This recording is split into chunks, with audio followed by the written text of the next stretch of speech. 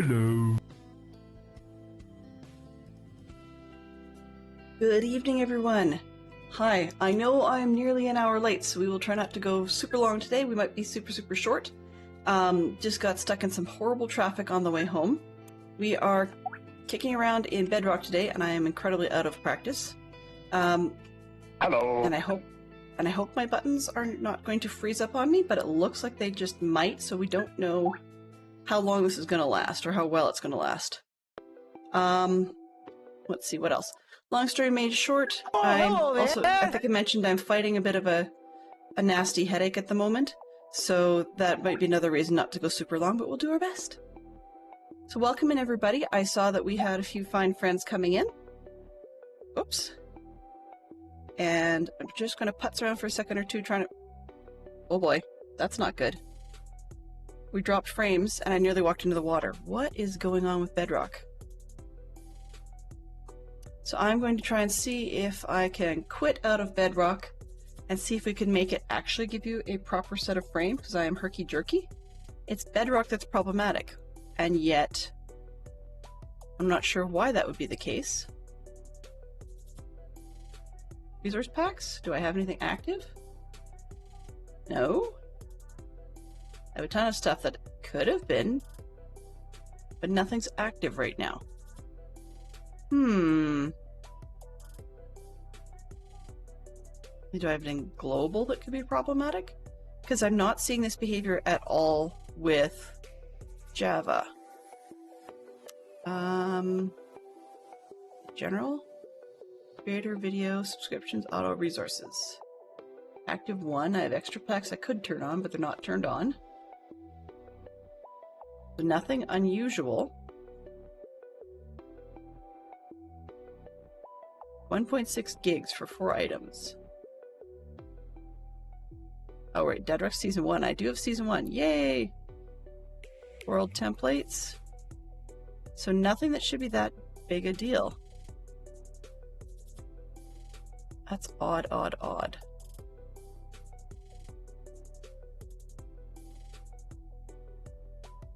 Render distance does not need to be 96 chunks.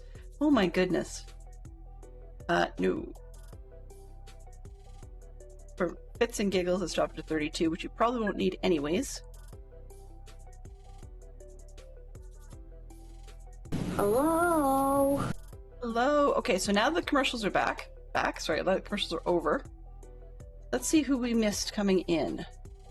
So, hello and thank you to Tranquil Land for being the first here and the most eager to lend Russell fan today.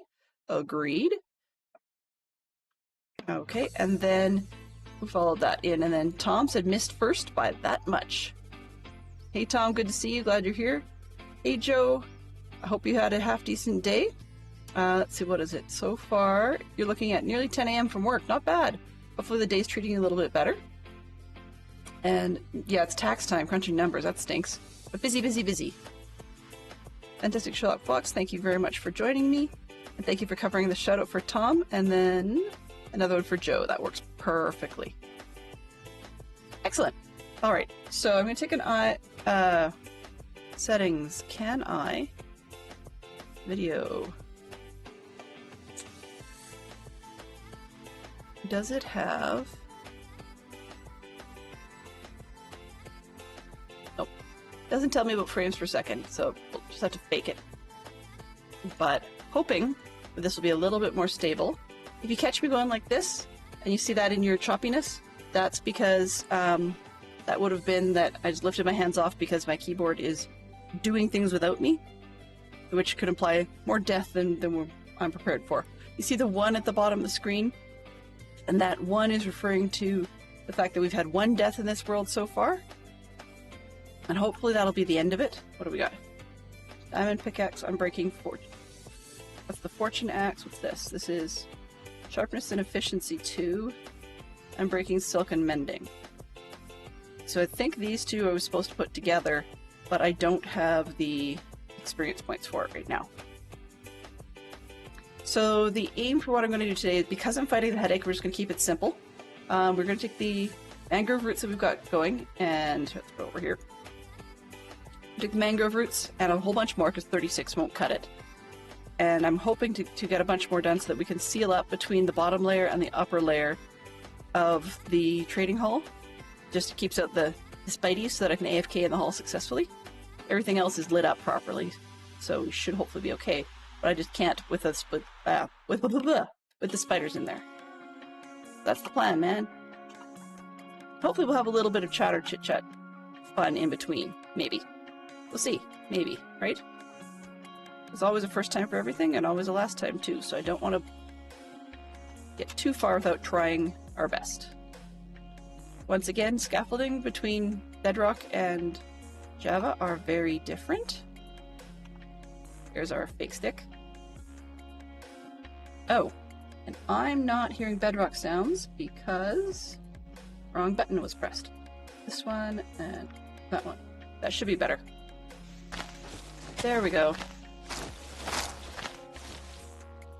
All right. So I need to find the top. Where's the edge of these?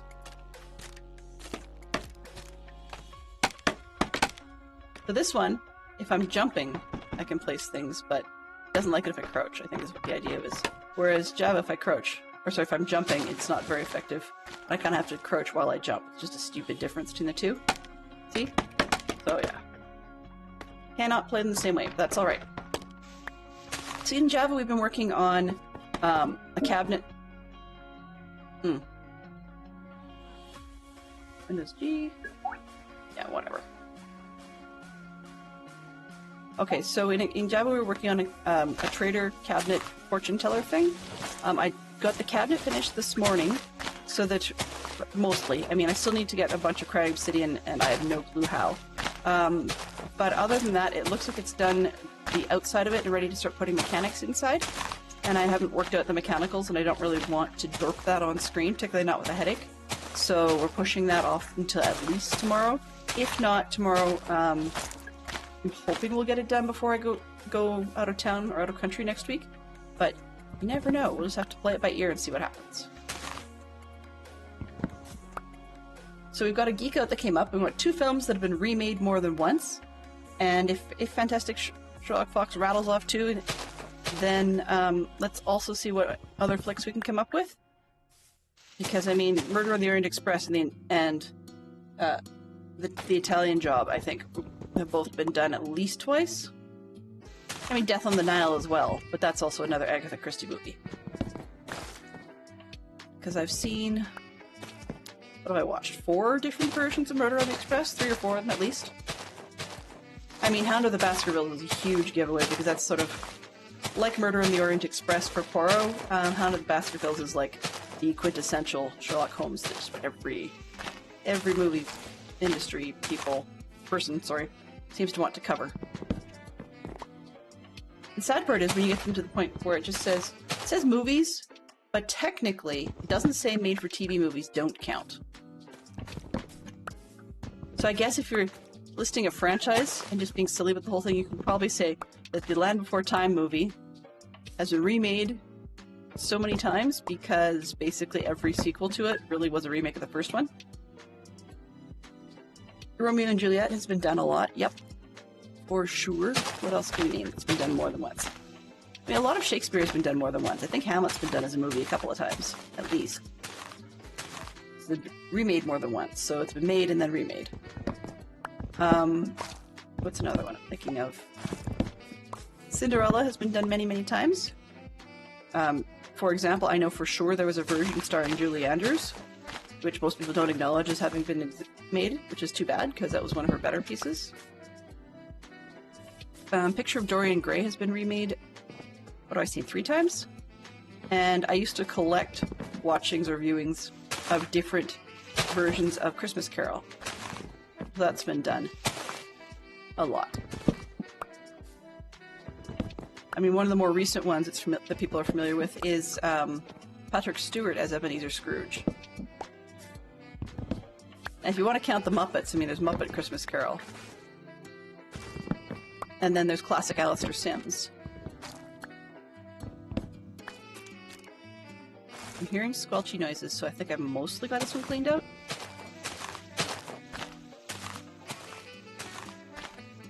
Just this piece? Is that it?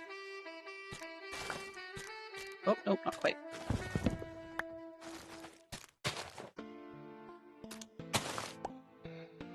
Oh, and I don't have a bed. Well, that's real smart. And this is not one with elytra. Extra not smart. At night. Uh-huh.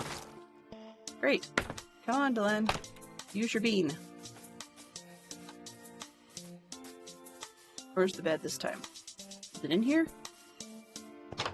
Yes.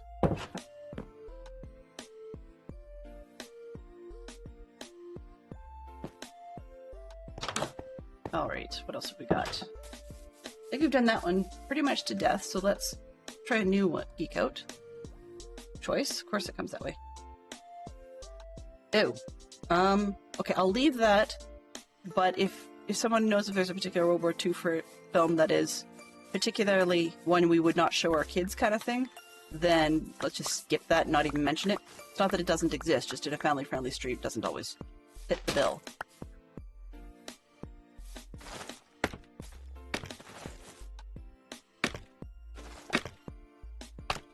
Actually, just for comfort reasons, I think maybe I'll just skip that one. Apologies to everybody. Yick. Enjoy. Francis Ford Coppola. Personally, not a fan of his film style, so I guess, some like it. But to me, I think his film style is kind of somewhat overrated.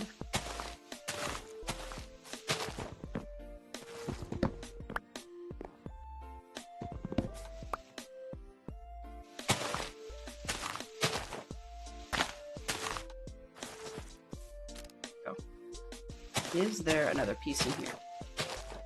I don't see any more wood in here. Okay, good.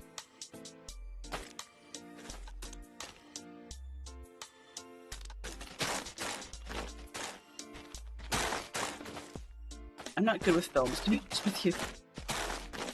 My parents watch a lot of films, but I was never really a films person.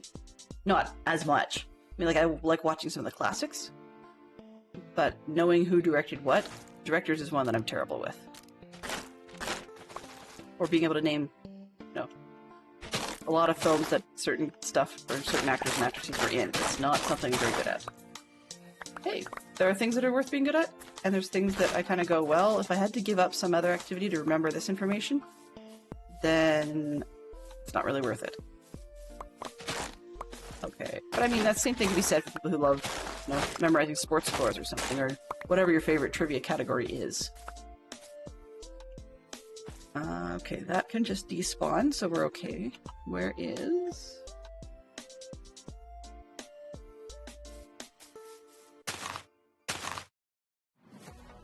You can do your thing. Actually, I've only got a stack and 11. I need definitely more than that.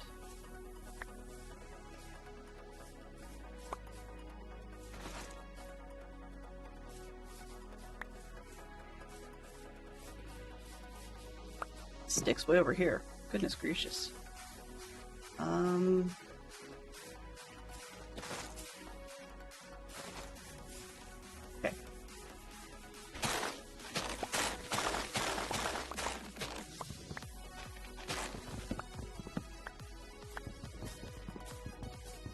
Bedrock, right? Yes. Can't use the little cheaty Java bonus tricks.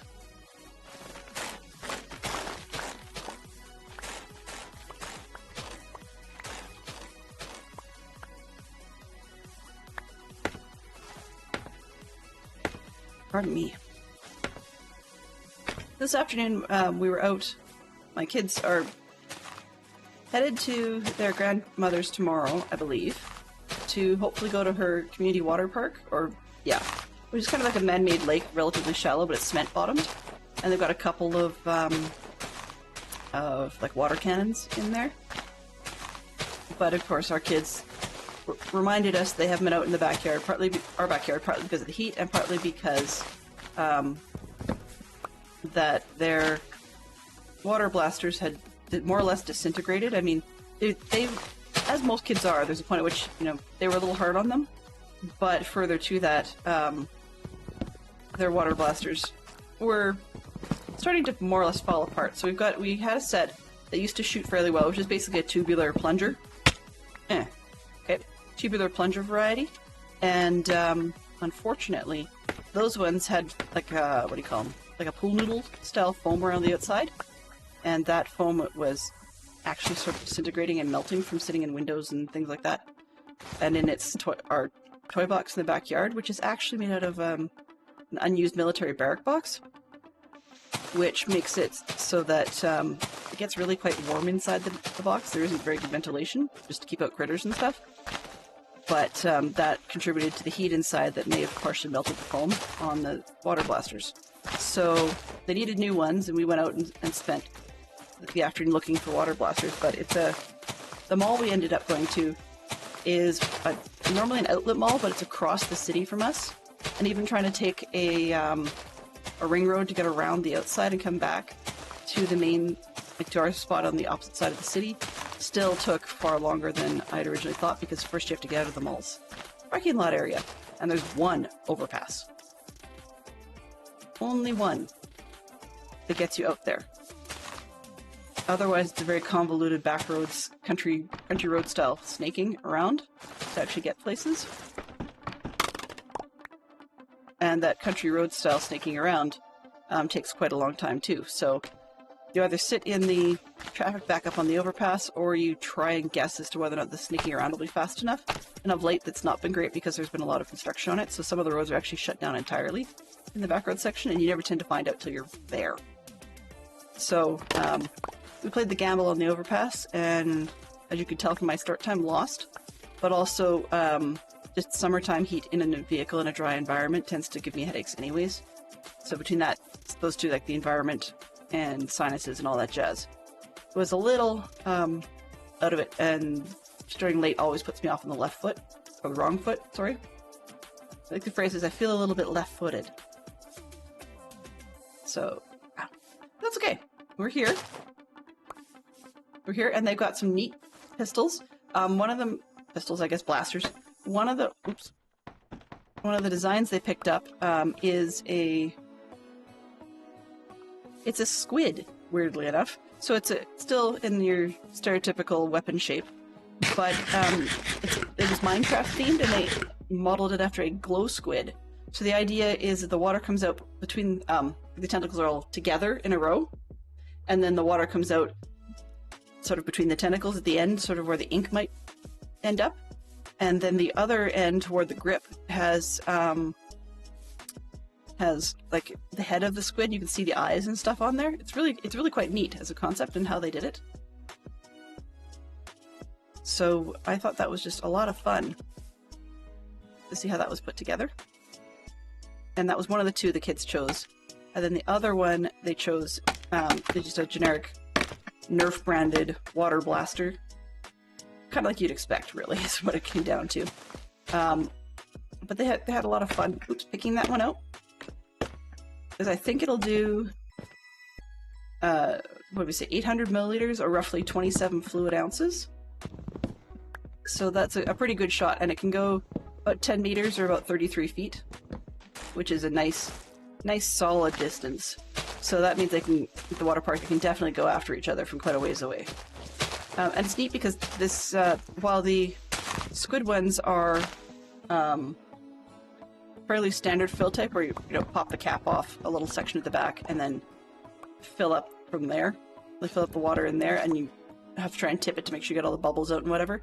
The more standard Nerf style that they had, that one is actually kind of neat because the whole handle grip hinges away from the main body, which gives you a very large opening, and they claim that the thing can fill itself up in approximately a second, which is fantastic for our purposes, because one of the biggest complaints that both of our kids have is when one of them will be at a disadvantage because they're out of water and trying to fill their device, and the other one sprays them. Sorry, yeah, the other one sprays them while they're busy filling up. They say, "That's not fair. I was filling." Whereas if it's only a second to fill, then particularly if they're already standing in the water to their knees, then it should be fairly easy to get your your pistol at least filled, if not closed, filled, before the other sibling notices, like before your sibling notices too much about you not being participatory at that point. We're on Coppola films now. Good grief. So Nick Cage is a Coppola? That confuses me a little bit. Isn't Nicolas Cage an actor? Or is he an actor that tends to do Coppola movies? Sort of one of Ford Coppola's go-tos.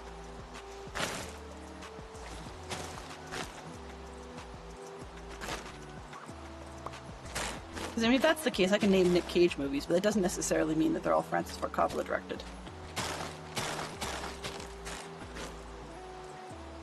Let's go this way. Right.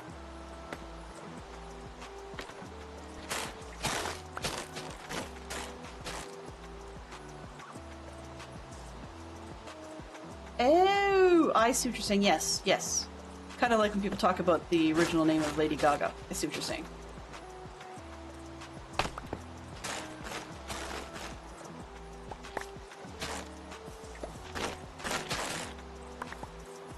And I mean, maybe there's something to that then. That, I mean, not only does Nicolas Cage sound like a cool stage name, but it also sounds like one of those ones where you really wouldn't want to necessarily have the same last name, because then people would try and make too much connection, too much association, and it makes it difficult for an entertainer to have a career of their own when people keep comparing them to their relative. I mean, for example, I never remember his brother's name, but Ron Howard and his brother had that issue a lot for years. His brother, although older, is not as North American leading man in appearance, even though he's had a lot of decent roles. But Ron Howard got far more of those good-looking roles and opportunities to direct and so on than his brother did, and they didn't get along well for a while because of that. Okay. Well, that's a nice short one, I suppose, if that was what I wanted.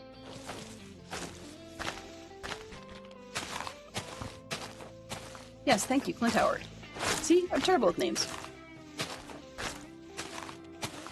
I think they both appeared in, both of the Howards, I think, appeared in, not in, sorry, had something to do with Apollo 13, but not fully sure. As I said, I watch films, I don't necessarily remember trivia about films, which is kind of funny. I say that, and then I come up with trivia about films, but not necessarily the stuff that's being asked for. There are people that will watch certain films because of who directed it, or because of who's in it. And for the most part, I'm not one of those people. There are exceptions. I mean, for a long time I would watch Julie Andrews films. That has ceased to be the case. I have not seen her Princess Diaries stuff or anything more recent than that. But hello, owls. I should say properly hello to both of you. It's Wednesday. Yeah, it's Wednesday. It's the middle of the week. So one could say you're over halfway there if you've made it this far in your North American time zones. Hoping the Thursday people are enjoying the early section of their slide down the backside of the week. Understanding that Joe said she was quite busy, so maybe you'll get a breather on your weekend. I'm not fully sure. And I am random today. It's a little bit odd. Those were good films? Yes, probably.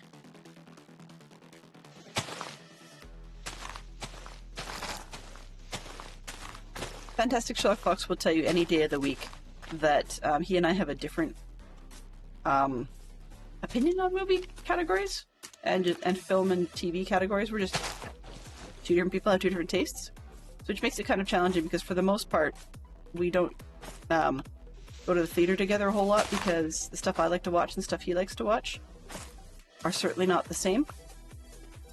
And while there's nothing wrong with that, it just makes it a little bit more difficult. Some people say, well, what, date night, it's the quickest, easiest solution is you go to the movies.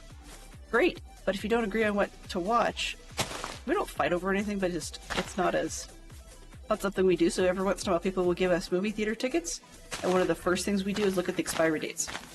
Because we're saying, okay, well, hopefully in the year that the movie passes are for, we can figure out what to watch. I think we burnt the last one on watching Fantastic Beasts. Now, while I'm not going to put words in his mouth, but I'm under the impression we both thought it was okay. I'm not sure necessarily that it would be as easy to pick a film most of the time. But yes, backing up, in case, Fantastic Sherlock Fox said those were good films, but he's referring to Stormy Owl's comment about the Godfather trilogy. I have only remembered clips from the Godfather trilogy. I think I've seen parts of the first Godfather. I never had seen any of the rest. I've seen clips. So, like, as in, I might have seen the entirety of the first Godfather movie, because it was one of those things that some people say, you do. It's such a pop culture thing. You've got to see this just to know what's going on. So I would have watched it for that purpose, but I'm not sure if I stayed awake through the whole thing. Alright.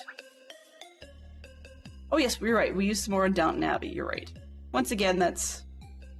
For some people, that would fall under chick flick category. So I have to be careful about that. On the other hand, our family as a whole tends to like things along the lines of Pride and Prejudice. So, what may be chick flicks to some may not be to others. I don't remember spending them on Star Trek films, because there hasn't been a good Star Trek film in a very, very long time. Didn't I have... Huh. I thought I had a composter around here.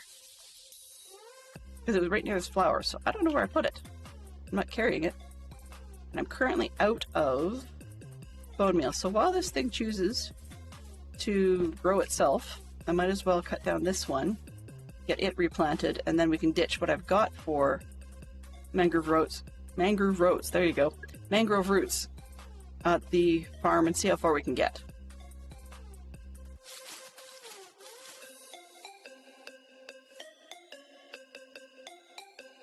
We wouldn't anymore, because I stole them when I was trying to get the villagers to move. But I do think that's probably a good spot to normally keep them. Would I have a free range village, like I often do in Java, I would certainly keep the composters in the fields. I just don't think I put any back. Did I use... Oh. Oops. Leaves are so easy to get, I tend not to keep them. Okay, this one. Get the center. Let's start with the top. Does not look like there's any there. It's starting to despawn. Excellent. And there is cherry sapling. Throw it down. We're good. At the end of that one, I think. Don't see any other logs in here. It seems to be despawning, more or less. I don't think I missed any logs. Okay. I like Downton Abbey. I would like to see the sequel as well. On the other hand, there's a good example of one of those times I will watch but anything because of a certain actress in it. And Downton Abbey, it qualifies in that because of Maggie Smith. So that's my connection there. I don't remember at the moment what I wanted the wheat for, so I'm just going to take it with me. I can't recall, but I'm sure there was something important at some point. If not, I can use it for the traders.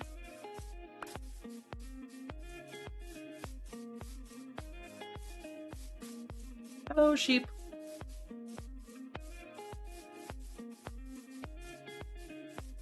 So I quite like the Downton Abbey movie. I also quite liked the set-off between the characters played by Maggie Smith as the Dowager Countess, I think it was, and Imelda Staunton, because she did just a great job. Oh, and if I need a project, alright. If I need a project, I can always double out the minecart rail, because I keep forgetting I should never put it right underneath the berries. It always should be one row out. Well, 2 rows out, actually, both. Inner and outer. Because then I can actually pick up any drops that come out of that. I'm not intending to suck out the berries. That's not the point. So I actually need to have a double row and let the minecart go around and pick up everything that gets dropped when mobs and such come out on the outside. What do we got for iron? Not bad. Not bad at all.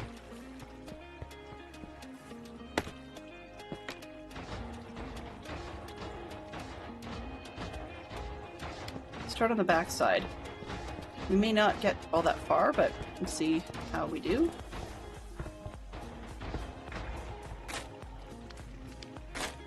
That's only 2 high. Nice.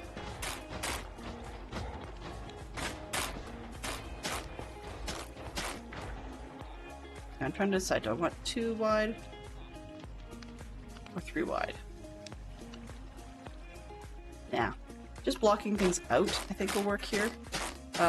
Whereas if I really wanted it to go with an overhang to be ultra spider-proof, then I'd actually have it hang out on top of the trapdoors, which the trapdoors themselves are kind of pointless anyways. I may change that part. This is kind of an expedient one, as opposed to pretty. Didn't I just... Weird. Could have thought... Sworn I... Yeah. Bedrock being buggy.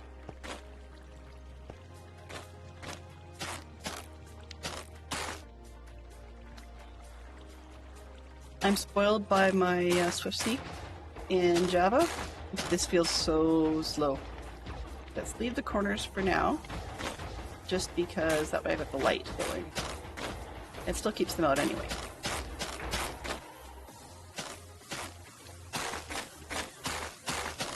Occasionally I'm getting a spot where I'm putting down a root, and the game doesn't act like I put the root down.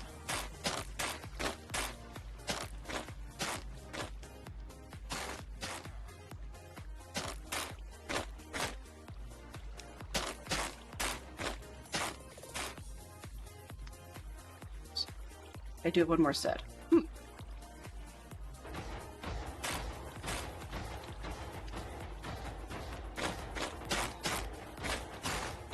Careful here, because this up and down biz is going to make me a little dizzy, so I have to...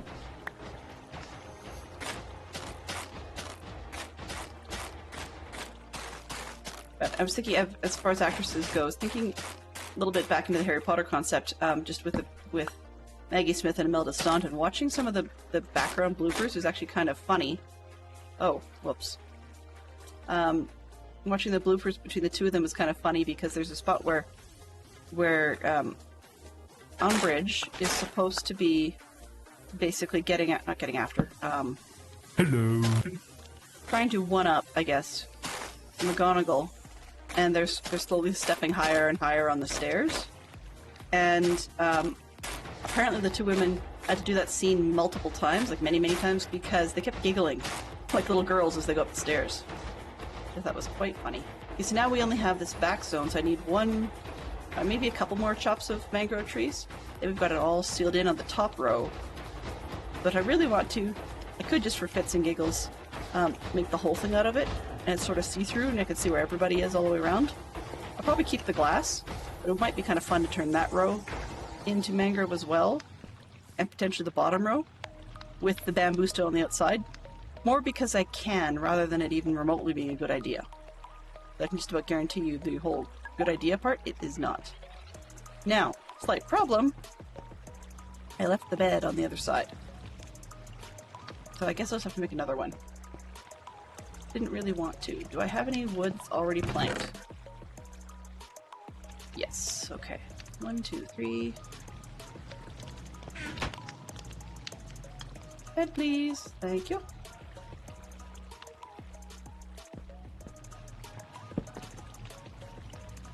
Pardon me. Good evening, Dibble Shrugs. Welcome back. Good to see you. Hopefully you had a decent day. So, I was just muttering about the fact that I'm closing everything in with mangrove roots because I can. I haven't actually used them before, so I'm using them in the most obvious plain way to start with. But I think it's just for a little bit of fun, and because I've never done it, it's just silly.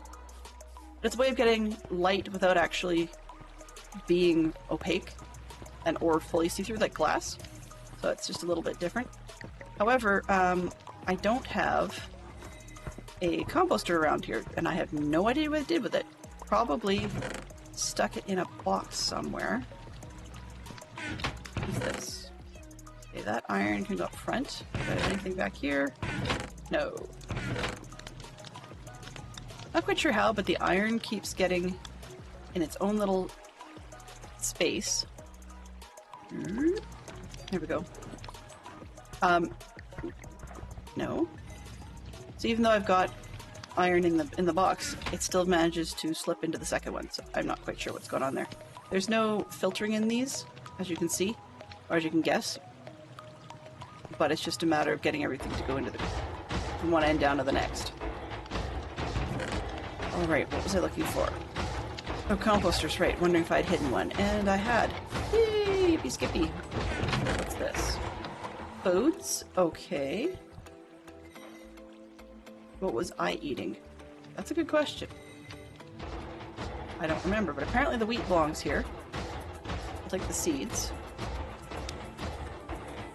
I'm willing to bet you. Let me take a look. What are you? What's your specialty? Carrots? You're down to the carrots. Okay, you're down to the carrots as well. And I see you, creeper.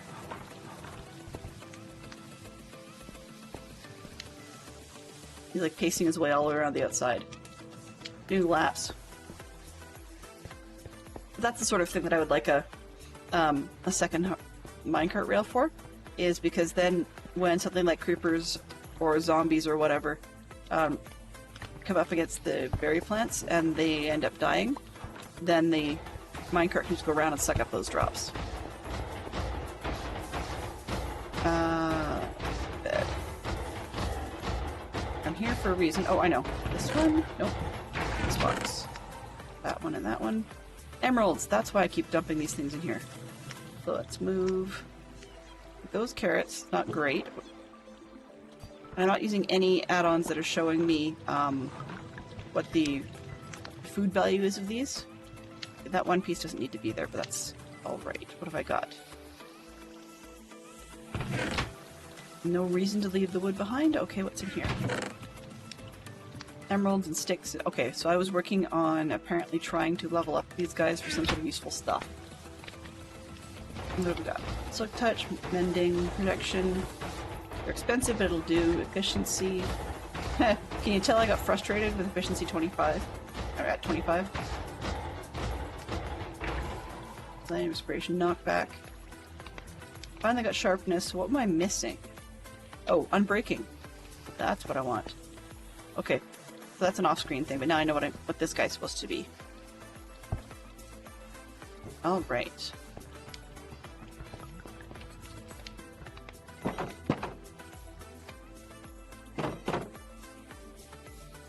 And back I go.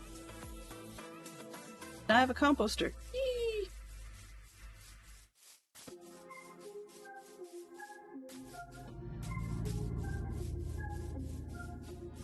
What the? Got the strange scary cave noise thing going on when I'm standing above ground. Completely unnecessary, game.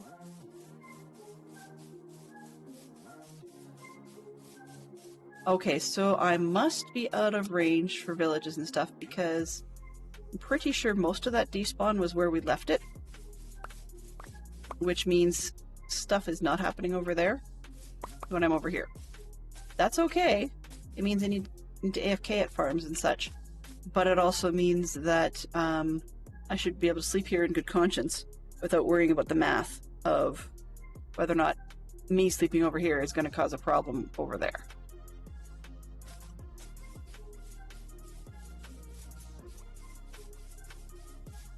Okay, how are we doing here? We have, ooh, 2, yay! Ouch. But none of those have done anything. Come on, guys. Can you please give me enough blocks I can get another one.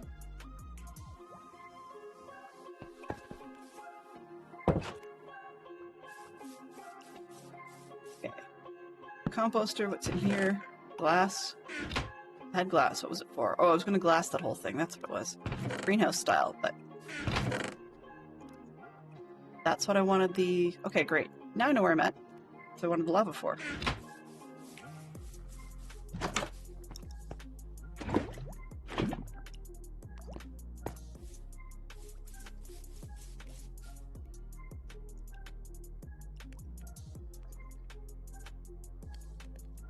What's in there? More sand. Alright, now I know.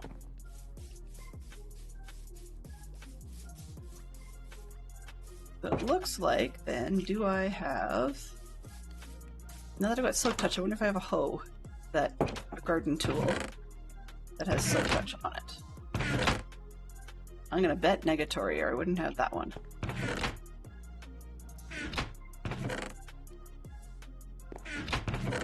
Nope. Nothing much. Nothing much useful. Ah! Plenty useful. If I actually look where things belong, maybe I'll find them.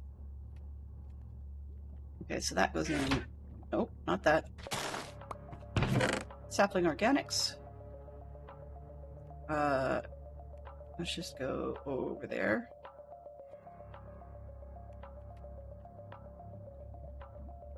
Alright. So that I guess, theoretically, I can go back the opposite direction. Carpets. Where was I putting those? I had them somewhere. Didn't I? Come on, I must have had more of those. Nope. That's not organic-ish. That's not either. There they are. And far too many flowers, so I don't really care.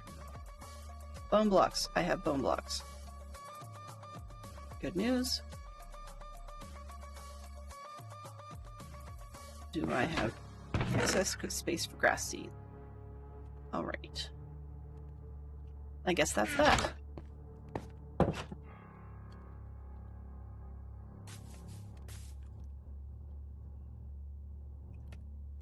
Why is it?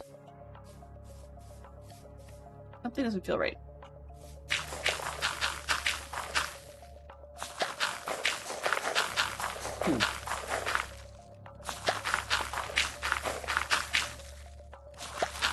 Ow.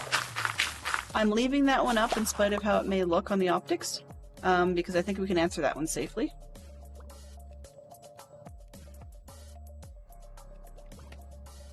Hey Scrublord, welcome back. Hello. Alright, so we've got that one, and then we can always have random...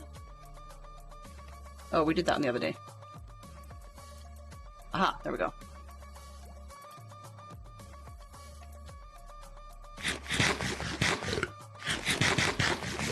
Fill up, and I'm gonna go back and play with the roots.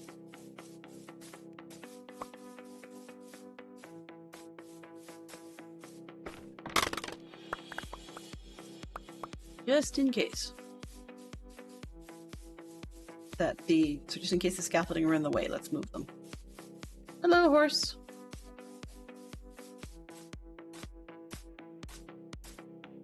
How goes it? It goes. Definitely started nearly an hour late, so we're actually only about 25 minutes away from potentially... We'll take a look and reassess if we want to actually go till next hour, or if we want to actually stop on time. So it doesn't really matter to me which we pick. I started late, but I'm still fighting a headache, so we'll just see how that goes at that point.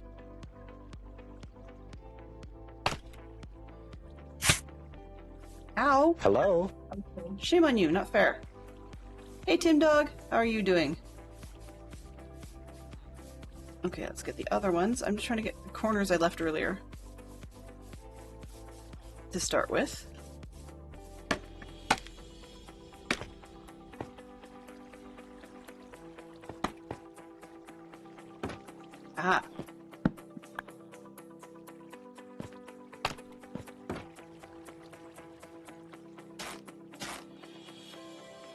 Of course, it happens to become nighttime as I do that, right? Right. One more. Oh, not that. 1, 2.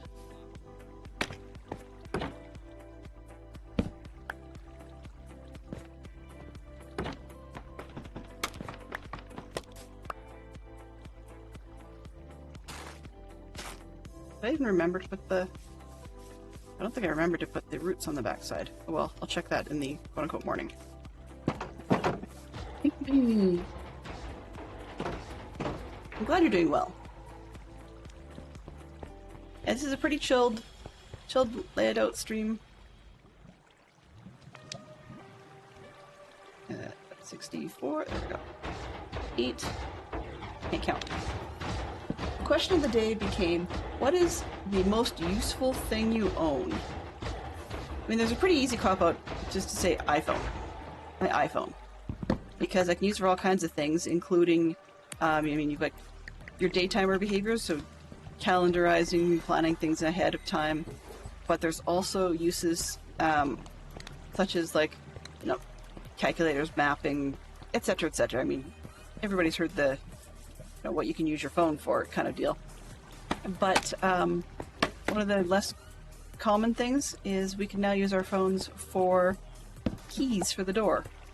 So we've got smart locks in our house, and Fantastic Sherlock Fox has been working hard to get them enabled properly. We had smart locks before, but we couldn't use our keys for it. So, pardon me, our phones as keys, and now we can. That's quite nice. And it was a thrill to just be coming into the house from the vehicle this afternoon, and I just simply grabbed my phone and was wandering in. It was in my hands, and I just coming up to the door, held it up to the door, and door opened, and that was that. Quite a nice treat. Okay, this. And I'm gonna run around and see if I got that outside before. Just double check. So I got this corner, that corner, it's the back corner. I'm not fully sure if I got the torch down, but I don't remember if I actually put up the roots. Yep. Okay, so this next part I'm going to try and get from the inside and see how far we get, because I don't know if I'm pretty sure I don't have enough roots, but it's... Ow! Seriously, stop it! It's not a good idea if it gets me back. I'll start here to see if I like it. That's probably the easiest spot. Oh good, so the trapdoors do stay, which is nice.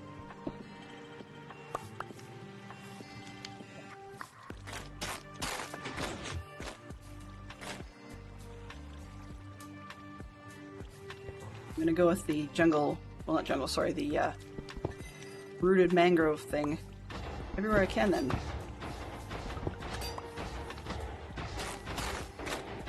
I'm going to start with the part I can reach before I have to fight with these guys, because they're a bit of a pain to work with.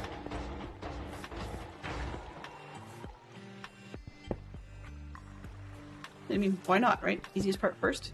That's the usual way of doing things. Oh, no, that was silly.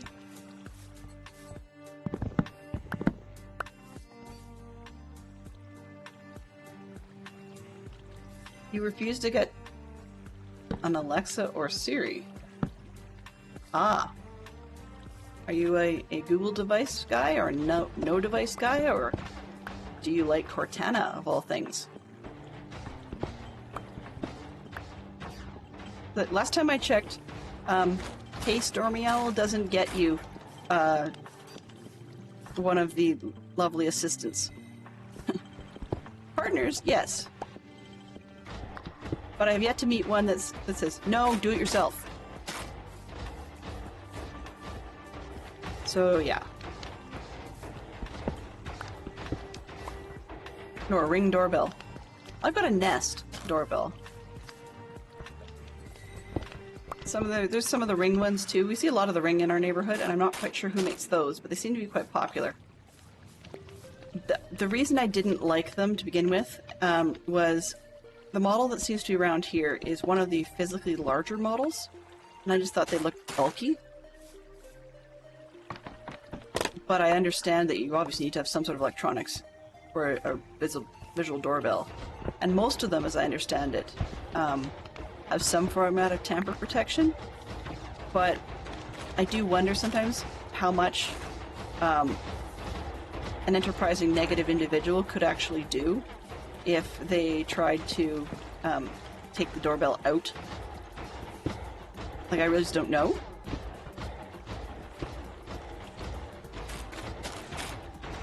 We've already used our doorbell and our cameras a couple of times to help neighbors send stuff to the police. One of them was some sort of event going up the street where you could hear, in our video, you could actually hear people fighting over, like just having an argument, a guy and a gal having an argument about the activity they were doing. And then another gentleman just wanted to know if we had seen people in the neighborhood because his very expensive bike had been taken. So I mean, it was helpful for us to be able to hand that information to other people, and then they in turn could hand it to the police. Oh.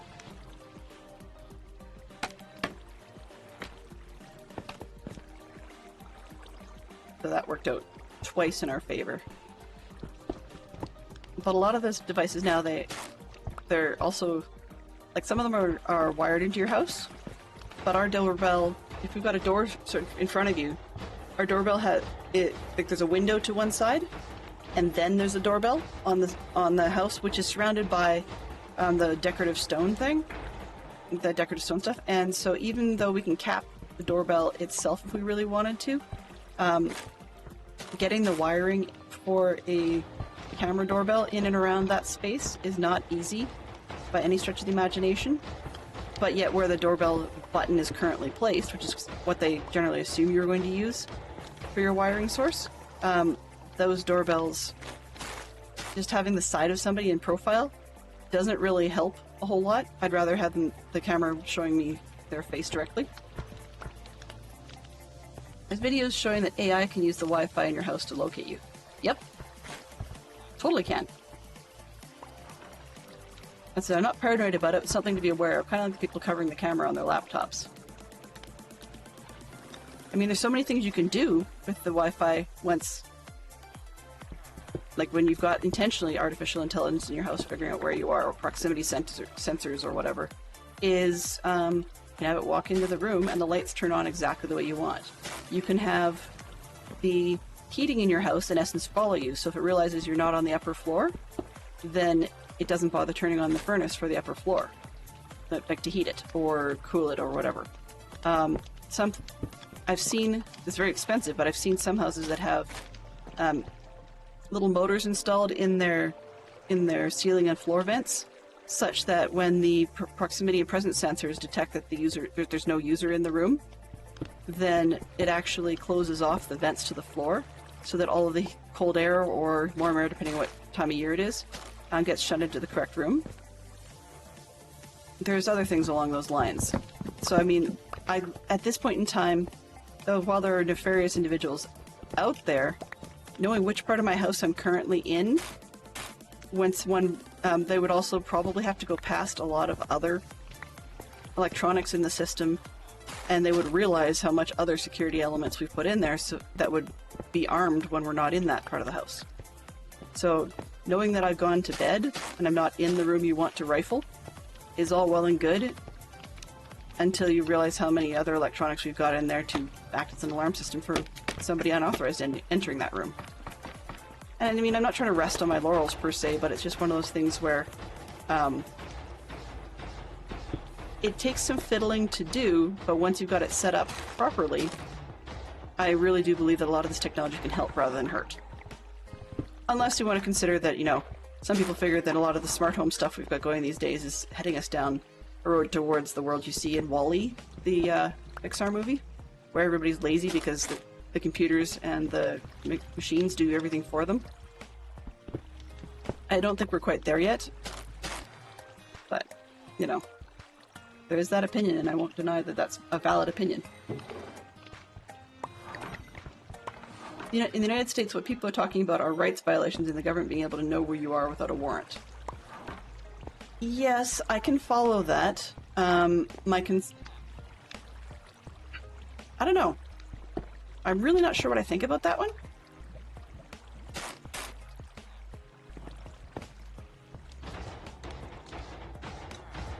Maybe it's because we're not safe from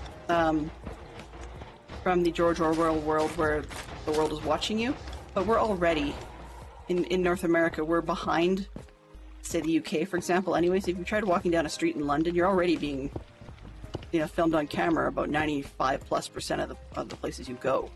It's just a thing. You're there. Oh, come on. Like, and so while I recognize the laws are different in the two countries,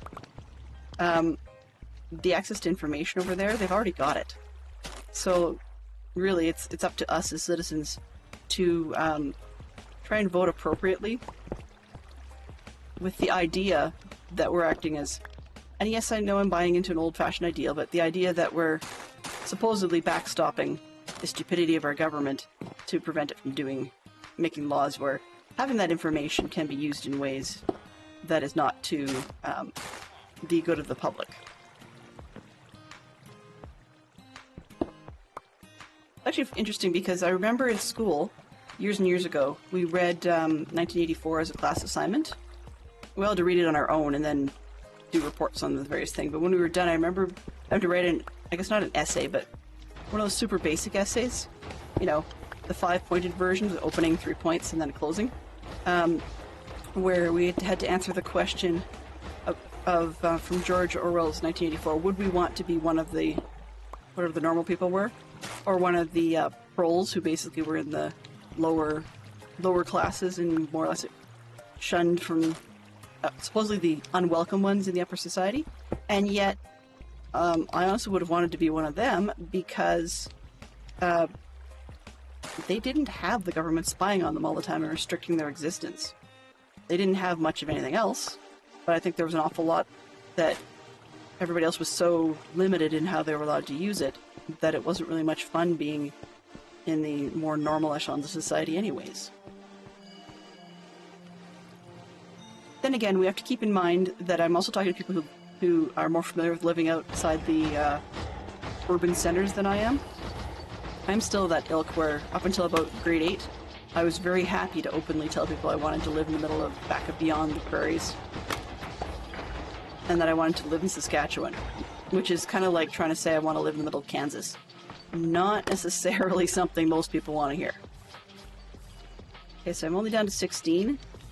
So after this night, I should probably go cut down some more mangrove so I can get the lower level. But at least we know that another stack and a half ought to do it to get the bottom part done. You're professional. Well, that's actually part of it.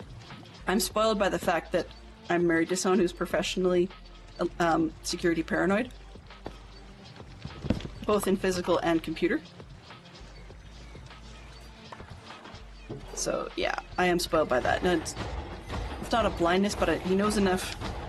He has no problem with my requests to please explain it slowly and simply so that I can understand what you're talking about. And combined with, okay, when it gets complicated, can you please just make sure we're safe? I mean, it doesn't hurt that he's actually got real life, he's a recovered, mostly, OCD individual. And so, even when he was in his early days of the security industry where he was doing a lot of training courses, not the security part of it officially, but doing training courses for other software, we used to live in a condo, and 3 and 4 times he'd get out of bed, like we'd be getting ready for bed, and he'd go and check the door and the sliding door. And then we'd head off to bed. And then he'd be checking the windows and the doors and the sliding doors a second time. And then like 45 minutes later, he'd conveniently have to use the washroom because you could hear him going around checking the windows and the doors again. And we did eventually get over that, so like it's not something we were still doing, 20 years later or something, but that's where he came from. And so you add that type of mindset to a security system, like a cybersecurity setup. And you're not necessarily safe, but a person like that would definitely, dot their I's, cross their T's, and double check all their underlining before they would give up on or relax on their current security position. So I will admit, I once again am sitting in the catbird seat, and so some may claim I do not know which I speak, and that's totally fine. And if I legit don't know, then I will ask. Hey Fox, can you explain such and such? I mean, for example, like, to be security paranoid, unfortunately, has meant that sometimes people who are a little bit more lax don't want to follow corporate protocols when it comes to the company cybersecurity. It's not just his company that he's with now, but it's happened with other ones he's worked with before. And it can be frustrating inattention even I can feel when there's been a security incident that he's had to be involved in helping with around the company, and you find out that part of the reason they got to the stuck position they're in is because people just thought that they would cut corners and not double check the list of who they should be putting on the allow lists or who they should be putting on the deny lists before they went and implemented. And then they end up with an incident because either the wrong people got on the list, or it's not just those sorts of things, but there's some, even internally, people don't necessarily want to follow a protocol, and by not wanting to follow particular protocols, sometimes that can end up in holes that they're like, oh, nobody's going to use that entrance, and then you find out, too late, they already did. Oh, okay. Is there something you can say about that one that would fit very well? So, the way I look at it is not always, but the vast majority of the time, the triggers in behind what happens, or the pieces that lead to, I guess, the last moment before real trouble of an incident, are often human triggers. Kind of like there's no real randomity in it. You're just teaching a computer to be far more complex in math and then spit out a number, which makes it look random because it's more complexity than our brains can easily comprehend. It's not truly random. So that sort of predictability at this stage of the game means that somewhere along the line you can use another computer to predict a computer's behavior. And that's part of what some of the international security companies are doing that I find really cool, is they're trying to get around that lack of randomity by using reality and nature, but when you put enough inputs in, it just makes the prediction harder and harder and harder to nail. Excuse me just a second, I need to sneeze.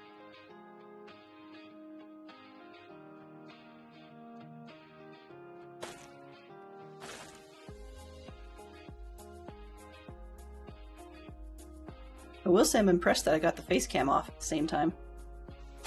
Alright. But it's just... The other thing I find is sometimes the almighty dollar can be frustrating in a corporate sense when it comes to security. Frustrating not just to Fantastic Sherlock Fox, but even to people like me, when I kind of go, okay, so why didn't X or Y pull get blocked? Well, because the package that would do it cost, roughly X amount of money, and corporate wasn't willing to put that kind of money in. They didn't feel that there was enough value for dollar, and they figured that nobody was actually going to attack that vector. Well, great.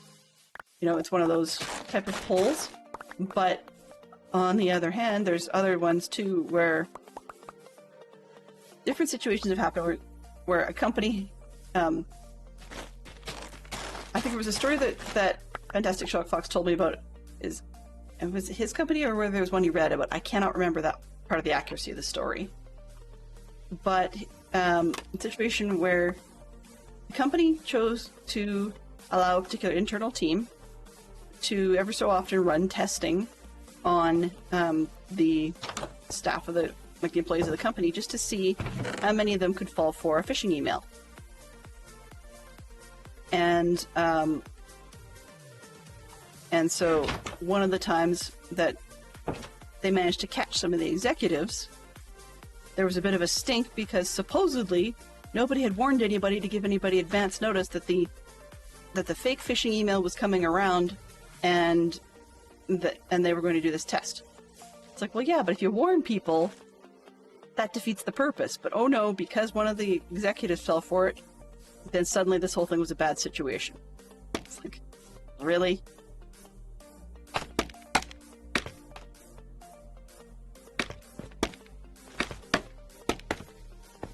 So yeah. I remember years and years ago, I worked for an internet service provider, just before my son was born, and on the whole, I loved the job. I mean, there were certain situations that I certainly didn't love, but on the whole, I liked the job. And I remember there was one employee who was a bit of an oddball, personality-wise, between calls. I mean, he was a bit of a gamer, but he also enjoyed genres of music I had never even heard of before, which was interesting because he was going to theology school and stuff, and had interest and had tried to, at work between calls on I can't remember if it was an evening shift or a weekend shift, to introduce me to Christian death metal screamo. Nothing against any particular group or anything like that. I just had never heard of that before. And it's not normally the kind of stuff you would have playing even in the tech department as office music. I mean, you're not going to have cussing and stuff, for sure, but it was just really, really odd. And yet we unfortunately had to let the guy go because somehow he got this notion that taking a tech bench client's computer home over the weekend to work on it and still do the fix, somehow in his brain that computed is perfectly okay.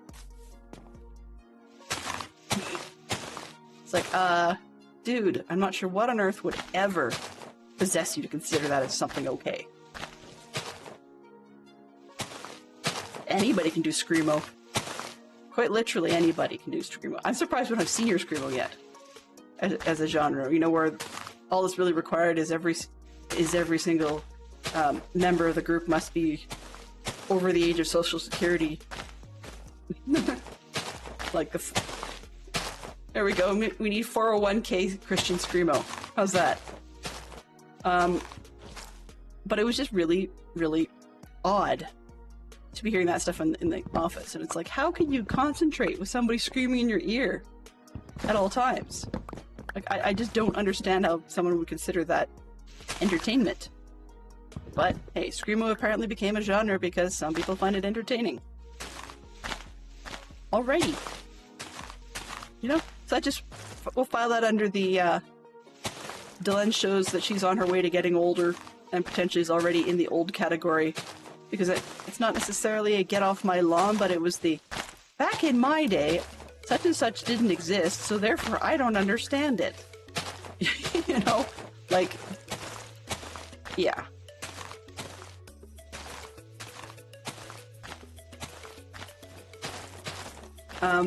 In the same sort of way that, quote unquote, back in the day, way back in the day, prior to most of us, that everybody's well aware of the dislike some people had for rock and roll. Which I find amusing, because, if you had said there was such a thing as name your favorite popular religious group, and then tack on the words rock and roll, or rock music, nobody would believe you. Like, nobody would believe you that was a valid format of music, because apparently that was, the I don't know, pick your negative spirit's name supporting music. And yet, the reason I find that so funny is that what it boiled down to really was actually labels by the white set in power and being racist, frankly, because it picked up on a lot of the beats of the I'm going to use the phrase, but the people of color America. And I know that's not a commonly used phrase and stuff, but it was just a lot of people not wanting their kids to listen to stuff that was if you take a look at music's evolution from one style to the next, that, yeah, if we hadn't had music from people of color becoming popular, I don't think we would have had what became, in essence, the Caucasian sets version of rock and roll. I really don't think that would have existed.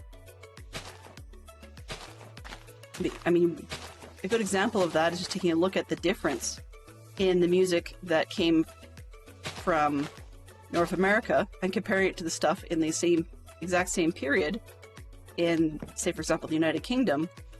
They're very different. You don't get, Gregorian chant or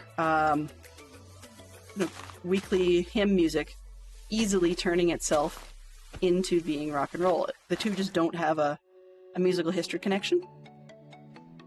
But that's just how I see it. It doesn't necessarily mean that that's really what a rock historian or music historian would say.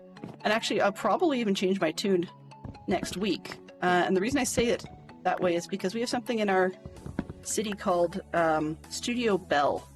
So I'm not sure who or what Bell is, but Studio Bell has, not only does it have recording studios, it also has a music history museum. It focuses mostly on Canadian artists, but it also does talk about history of music in general. So I'm actually quite curious to see what it has to say about more regular music. And I just realized I stayed up there longer. I'm like, oh yeah, no big deal, just go use the bed, whenever, and not realizing how dark it was getting. Plus, I almost jumped off the scaffolding thinking that I had elytra on, but I don't have elytra in this bedrock rope because we have not been to the end. So it was just a very unique situation, but related to security, it just makes me wonder, a guy who was such an interesting eclectic taste and seemed to be open-minded to some ideas. Say, at the time he appeared to be open-minded to quite a lot of ideas, that he would just think that, somehow taking the client's work home to his house over the weekend, somehow he thought that was okay and that would not be a security risk. I don't get it. I don't get it. He also lost his key card like 3 or 4 times and wanted other employees to let him in. And the thing was, we had a good relationship, thankfully, with the sales department on the upper floor of our 2-floor building, because the company was only like 35 people in size in our Calgary office.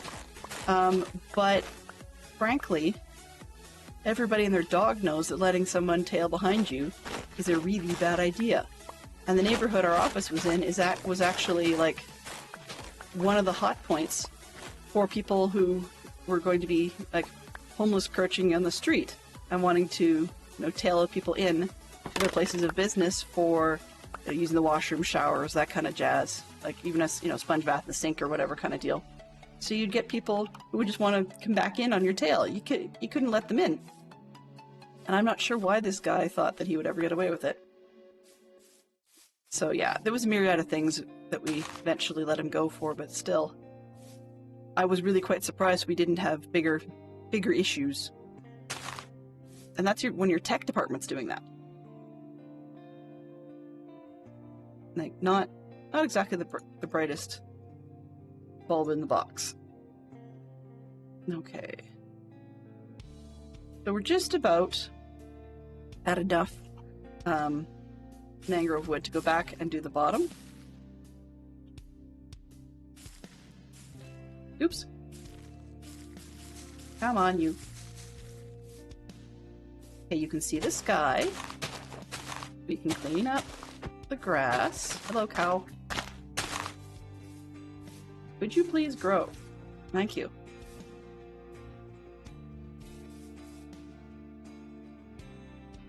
I don't know. By the way, the only reason I'm not a fan of the screamo genres of music is simply because I don't find them easy to sing along to, and I know one might be debating whether or not it's even singing. I'm not making one intentional judgment call that direction or not, but I just find that one, it has a very uniqueness to it that makes it hard to follow along or be a part of. So that's part of why I don't like it. Not to mention people tend to play it loud, and I'm not a huge fan of loud music. It's just the vibration of it actually gives me headaches, and I tend to have cringe tension. So for that particular point, like the loudness of music, I've been old since the day I was born. I don't think I was ever a loud music person. We had a house growing up that my father had wired in very nice speakers to. Well, for the day. And I remember actually like helping with some of that. He had to re-pull the wiring. But I remember that we went to our local Radio Shack and we picked up the little jacks and added the wire to it. So I've soldered since I was 10, and I enjoyed that, by the way. But we would go pick up the parts, and then we pulled them through. We also actually had a theater in our house. I think I mentioned that in the past. He had actually bought a screen. My father was really into Super 8 videos, or movies, sorry, before video, and then it became videos for the Magic Connection. We've talked about the Magic Connection a lot. Just because I'm in Bedrock didn't mean I forgot that. But so we actually also had a screen built into our wall. So he actually bought a chunk of movie theater screen material. So if you were actually to take a close look at a lot of the particularly older movie theaters, some of them small town, the screen itself is actually made out of a it's still opaque, but it's made out of a porous rubber material, and you can actually tension stretch it, and that helps affect the way the light behaves on it. So the really stretched part will reflect back brighter colors than the more relaxed section of it. It's kind of neat how that works. We used to have a piece of that built into our wall, and the interesting part is we'd actually have a top silvered mirror to go with that. So for those of you that aren't familiar, the reason when you put your hand up against your bathroom mirror and there's a gap is not that it's some sort of, spy mirror in a hotel or something like that and there's a camera out to get you or something like that, as you see in a lot of the viral videos. There's a gap that's the thickness of the glass, because the vast majority of inexpensive mirrors these days, that's just what everybody and their dog uses, are rear silvered. They're not even silver anymore either. I can't remember what it's called. It's some sort of alloy mix that used to have mercury in it, but it doesn't anymore because you say that was not healthy. But yes, some of the top silvered mirrors, it's actually a mercury alloy that they put on the top mixed with silver to polished on top of that to be really nice and shiny. And so it's still glass in behind, but we had one of those in a wood frame my dad had built that had little rotating feet on it. And so what we would actually do was you'd put the projector literally on the opposite side of the wall, pointing away from the screen, but then it would project its image bounced onto the top silvered mirror, which would do as good as you could get, perfect reflection, back up onto the movie theater screen from behind. So we would actually watch Super 8 films that were pointed out the right direction, even though it allowed you to, doing it that way allowed you to have crystal clear movies without a lot of the ticka noise of the projector and such, or the heat, or all that side bleed, by simply by projecting them from behind in your room. It was really cool. So I've seen professionally made films of like moon landings and stuff like that, but I've also seen ridiculous family home videos that were made in Super 8 film. So not many people in our generation can say, yep, not only have I seen it, it still exists, sadly, that my parents own Super 8 films of like, me, mid-40s, but they have pictures of me when I was, less than 1 in the bath. And I'll tell you, that's not 8 minutes of footage you ever want to see. But happily, he moved on to video as his obsession. And the thing about the video is just that when you do video, your the transfer at that time was very, very expensive. So So instead of paying for video transfer of the Super 8 stuff, he instead would project the Super 8 stuff onto his screen with his video camera in the viewing room recording the movie screen. So there were hours and hours and hours of footage where it was recorded that way. So Fantastic Sherlock Fox is now Champion of the Hill. And the question was, Fox, did you use the mod command or did you actually use the points redeem? I didn't catch that. The reason I asked the question is because I'm kind of curious who you borrowed the crown from. Okay, wasn't sure if you had seen who had it last. So currently it will say Champion of the Hill is Fantastic Sherlock Fox. In the same way that the biggest fan would be over here, more expensive than that. Biggest fan now says Scrublord XL1. And the first here says J, I think. Nope, it says Tranquil Land. You won by default. Ooh. Ooh. No good. No good. Well, I don't have a revert, so... No good because I neglected. It's my bad. I neglected to make noise about it, so nobody joined the fight. Come on. Aren't I? There we go. I wasn't able to lift things up. Okay, so let's go back to the other side and get these roots installed as the sun goes down. Let's try not doing that. Come on, sun. Can I sleep now? No. Can I sleep now, please? Come on, clock. Sleep now. Okay, so when the sun disappears below the edge of the tower, we sleep now. Let's try the edge of the other part of the tower. Ticka ticka ticka ticka ticka ticka. Ticka ticka ticka ticka. Come on. Okay, gone. How about now? There we go. Okay, so now I have a visual. So when the sun dips beyond the bottom left-hand corner of this tower, assuming it's still there at the time, then basically disappears beyond the hill just past it, then I know it's bedtime.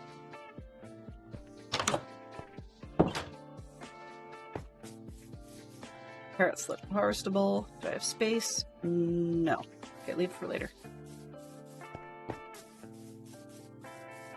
Oh yeah. That was my blah blah blah about movies, but it was kind of neat because not many kids got the chance necessarily to say, you know, here's how you do movie editing, like in a physical sense. We actually used to have a movie splicer in our house that could do trying to remember what this hello little horsey. Trying to remember what this size was we used to see school films in. The Super 8s were the 8mm, so yeah, tiny things almost as wide as your fingertip. That's about it. And then the ones beyond that, I want to say 24. I know it was 24 frames a second. I'm trying to remember. 35 was bigger than what I'm thinking of. But in any case, 35mm film was pretty common for photography and that, but not for movies. Anyhow, but it was just kind of neat that we had the splicer unit in the house that could take those sizes. So we'd learn about leader shred and sound, what do they call it? Sound perforations, little holes down the side. I don't think my parents ever owned one of the cameras where you had a separate sound film, or sorry, sound reel. Apparently that's an old thing. I was really into movie history at one point.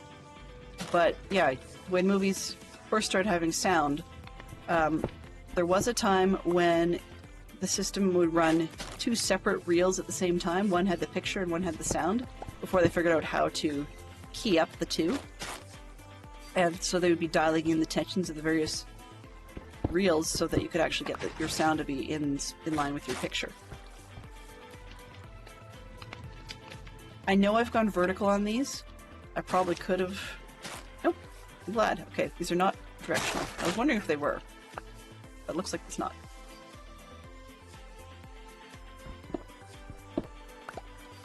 But I'm thinking my dad's interest in film was probably mostly related to his interest in magic, because in a way, you guys have all heard the term movie magic, you know? That's been bandied about way too much. But, in a way, that really is what it was. I mean, it was moving pictures, talking pictures. Hello.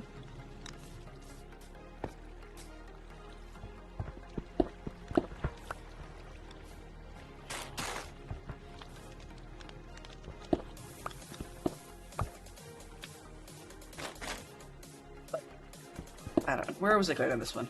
I can't remember. There was a loop back at some point, and I lost it. Okay. Literature, 6 fairy tales. Usually we pick beyond just North American ones, so that everybody can be here, but we have a lot that are just, or that are doable from just North American. Oh.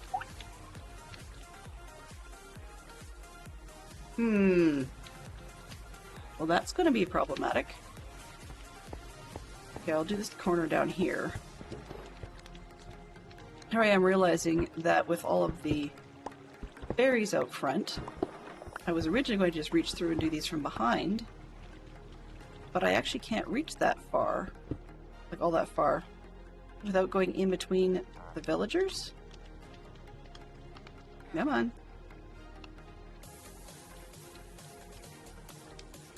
There we go. This one, that one. If I get in behind one guy, that's about it.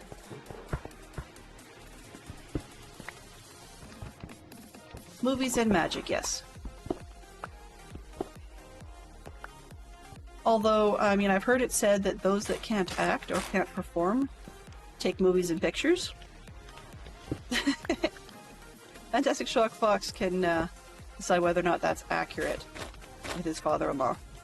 I'm not too surprised if he comes up saying, "Yeah, it definitely is."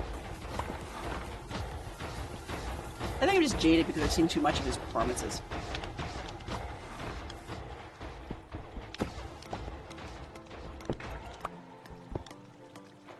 Oh, can I get one more? Yeah, that's about all we got. Okay. This way. I just want to make sure that I don't let the villagers out. That's really what the key is.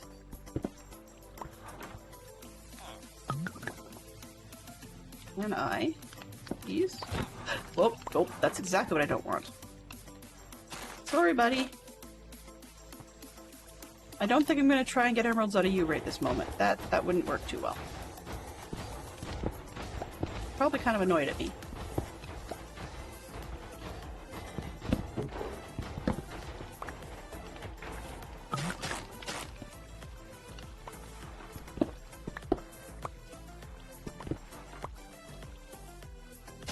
My favorite thing about movies and magic is actually magic on movies, and that's probably what he liked too.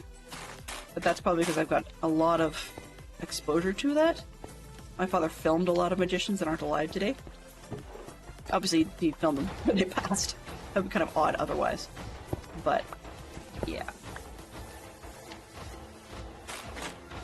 That's how I got to meet a lot of good magicians, is because we went to conventions and such, where a lot of these guys were. My father would ask their permission to film them. And it's kind of funny because we see some certain films on the internet and I go, wow, that's my mom! because my mom was often asked to be the assistant or the audience member rube in whatever the illusion was that was being filmed. So there's plenty of footage of magicians who agreed to be either down in one of the conference rooms at odd hours or, you know, coming up to the hotel room afterwards and just sitting and performing their magic while my dad filmed. Weirdly, I actually like that look. It's a strange look, but I think maybe that's because it's strange that I like it. Okay, where's the sun? If you're high enough up, I can take these out. Let's just... yeah.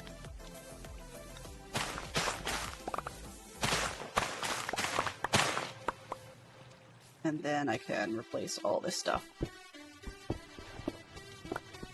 with the roots and put stuff back.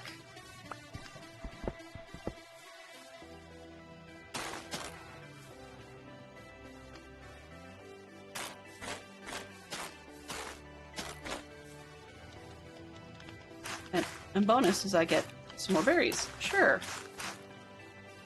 Yeah. The oddness of how that looks, I think I like it, just because it's something that I've not seen before. As bland as it is in terms of creativity, it's still a lot of fun.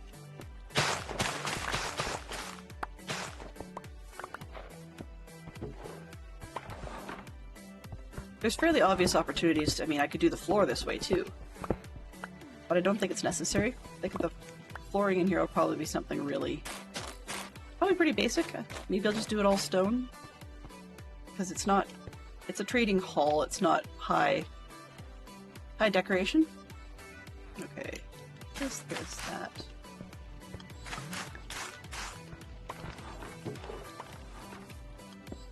One, two. That's two sides. Sun's going down. Did I get this side yet? There's nobody there. 3 sides done. Can I get the 4th one? Yes, I think I can. Let's be quick.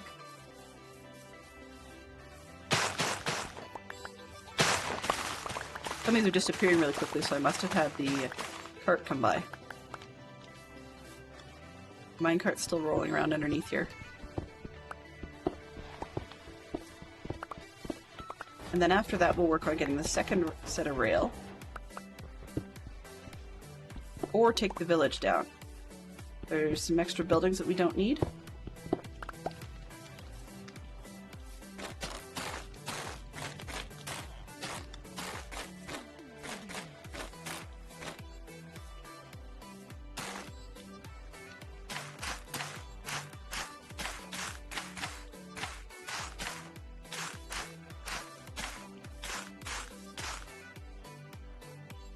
Well, since I can't trade him, I might as well eat him.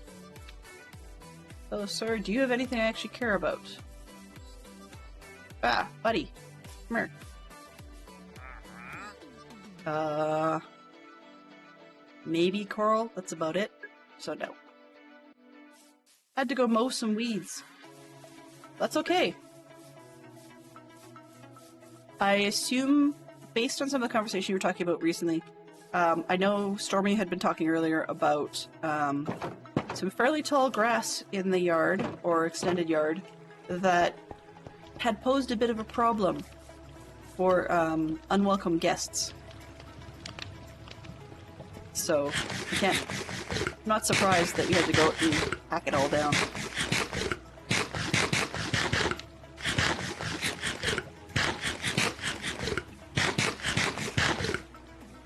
We're still trying to figure out a little bit about how we're going to handle the watering of our yard. We have a south-facing yard, and it's quite hot here. I mean, it's not as bad now as it was before, but we're talking close to like mid-20s, which isn't great. But I mean, extended period, even that temperature will wear things out. Oddly, yeah, really oddly, I like this. It's kind of like a bamboo hut without being bamboo. And yes, I know I can do bamboo now, but having never done this stage first, I think I like it because you can sort of see just a little bit of the berries through the roots. So, yeah, weird, but I like this one. Okay. Makes it a bit more rustic. I'm just actually thinking a little bit out loud. What do... I've got those. I wonder what that would look like up against it. Oh! Huh. Simply because I've never used it, that actually might be my flooring block. Yeah, I think I could probably do flooring out of that around here. Okay. So we've got the roots on the walls and then the bamboo in the floor. I know I keep coming back to this place. It's like the never-ending project. Not the never-ending story, but the never-ending project.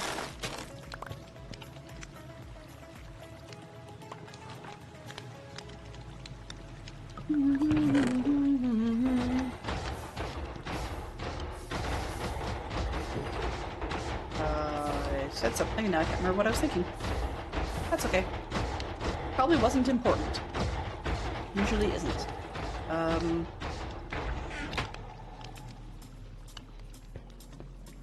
Yeah, so if I want to go super duper rustic and do the bamboo flooring, I can also switch out these slabs over their heads now that we've got everything sealed in-ish. Then I can switch out these slabs for potentially bamboo trapdoors above their heads to hold them down. Cough cough castles? Oh, I get it. Yep. Though I'm not sure they'd find that as funny as I do. That's assuming that you're not talking about me, which you could be, but I wouldn't know any different.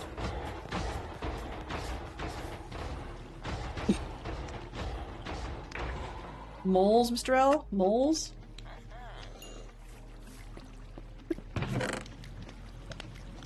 I told a horrible mole joke to my kids today, and for those of you who'd heard it recently on someone's stream, my son didn't find it all that funny. I'll just leave it at that. But yeah, he was kind of unimpressed. It's like, moles are smarter than that! I'm like, dude, no wonder your jokes don't come across very well, because you've got absolutely no sense of humor. I thought that was an incredibly hilariously bad joke, but still funny nonetheless. But I guess he and I just didn't agree on that. Yeah, my multi-built castle, which still isn't done. That's gonna get bigger at some point. Though, what I really need to do for this world specifically, let me go get the bamboo flooring while we're at it. For this world specifically, I need to get help from those that know how to do Structura, so that I can actually lay out the mansion I want to build. And I can build blocks differently. I have to be able to give this person the palette, like whoever's going to help give them the palette to work with. And that's going to be an interesting challenge for me to guess. How am I... Are those supposed to... Whatever. Oh, great. Well, I didn't think about that.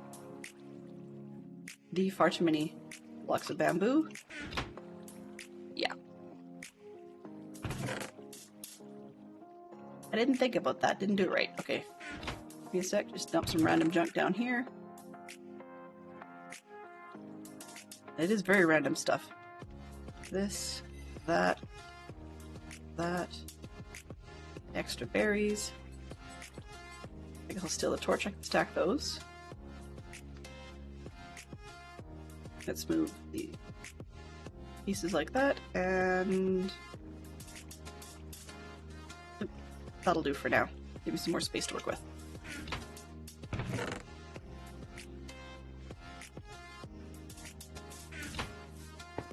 Is there anything I need out of here?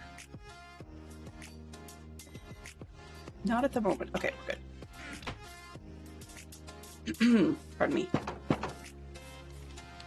But yeah, so I want to start laying out the size because I really want to turn that village, take it all down, flatten out if need be, and turn it into basically a pink palette, because I can, version of a woodland mansion, and then have each of the rooms more or less dedicated for a farm of different sorts. I'm not going to move this big thing. And I probably won't move those two. Those two are debatable, because they're a lot easier to rebuild, but I won't be moving this thing. And then I can just do a whole bunch of different stuff in there, and it could be a theme for storage as well. I mean, maybe I'll have a food room, and maybe I'll have a wood room, and so on. But that's a, you know, pie in the sky idea. I just still want to build the same mansion. I just don't necessarily know if I want to turn it all into various storage rooms. Okay, so we need to have more bamboo. Keep going. Go. All right. In the meantime, I shall put down the flooring. Now, I guess my next question to myself, which I left the other stuff outside. That'll do. Back in. There we go. So my next question becomes, do I go under the bamboo wall.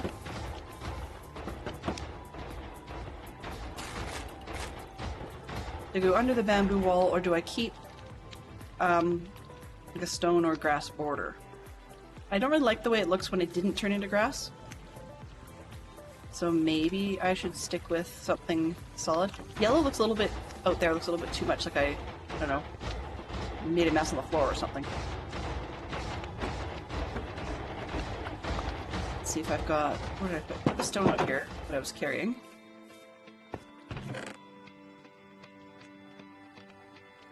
I don't quite have enough to make it a bone block border.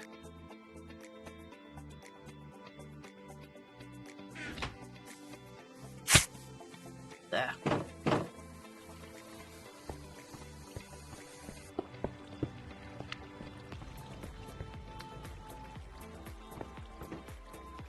I think actually I'm going to go with the gray stone underneath. So as we go around to put in the flooring, I'm going to need to redo the border underneath the... Better test than what I was looking at.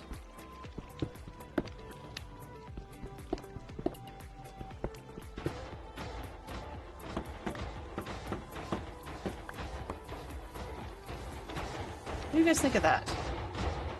That's got the gray underneath. Will it do? That's the question. Will it do? Another question is, should I go parquet style? Oh, oops. Guess it doesn't have a parquet style. That way? Nope, doesn't seem to matter how you put it down. If I go that way, nope. Got one more. I tried to connect to this wall. And I try to connect to that wall. Ah! So you can't... That's interesting. So with a lot of the other woods that are regular planks, you can go alternating directions and get sort of like a parquet twisted type of floor. But with the bamboo blocks, you can't. That's news. News to me, anyway.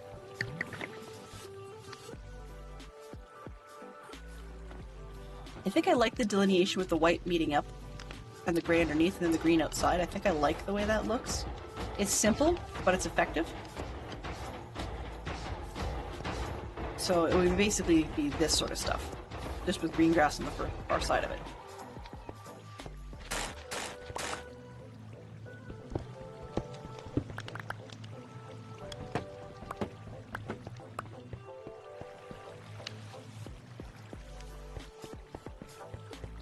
Okay.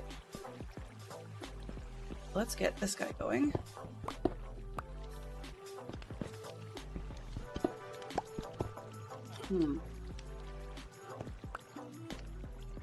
You're not gonna like me, sir. I'm sure of it. Once again, I think I'm gonna do everything I can... Oops. Everything I can reach without having to move the villagers. And then I'll deal with the villagers.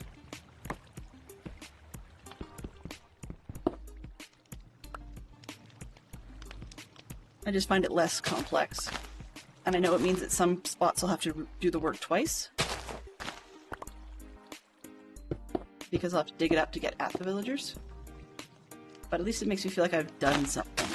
If I do the parts I can easily. Which means under some of the village stations is not a problem.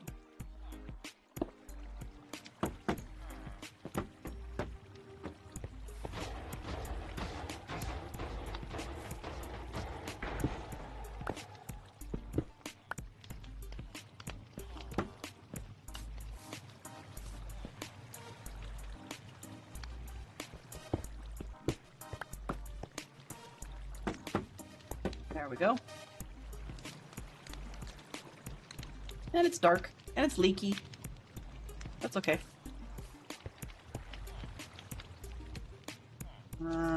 Torches, where did you go?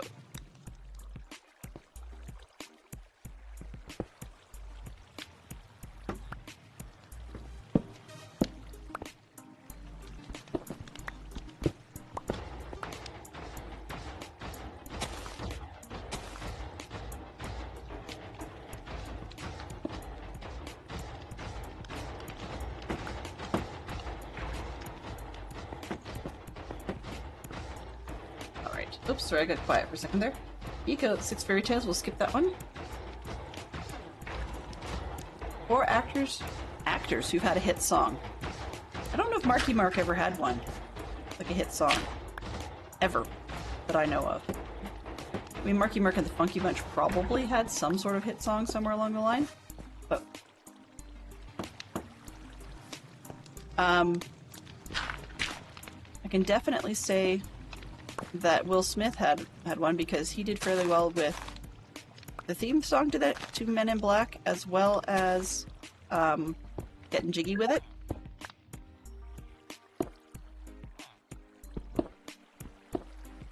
As his hit songs. I'm sure he's had plenty others. Those are the 3 that come to mind.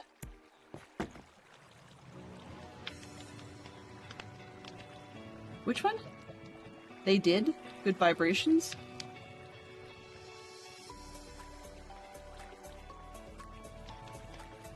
Oh, okay.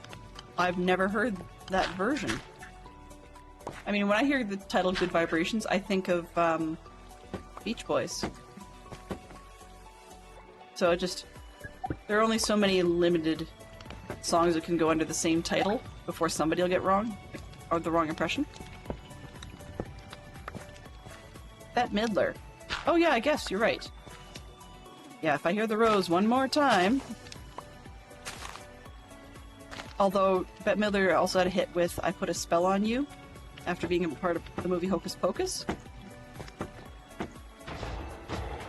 My kids were asking me about Hocus Pocus at lunch.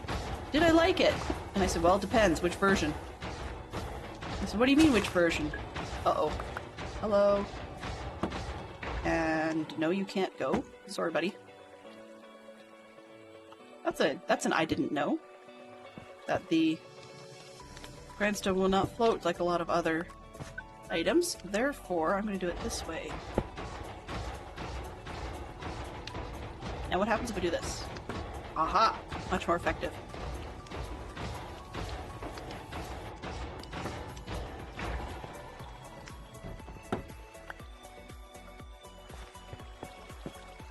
Whitney Houston had a hit song from The Bodyguard? Cool. Okay. Damn, I'm one of those today I learned people.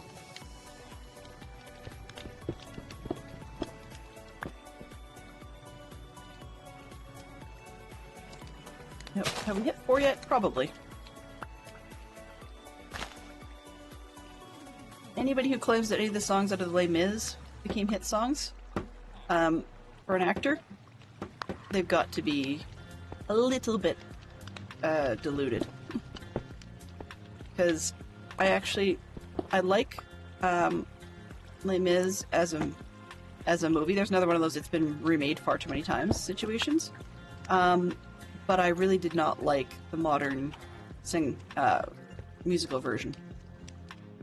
Wasn't pleased with that one.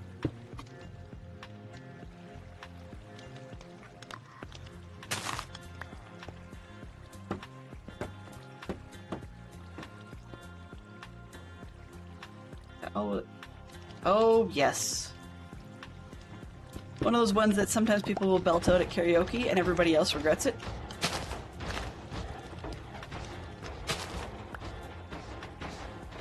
I Will Always Love You thing.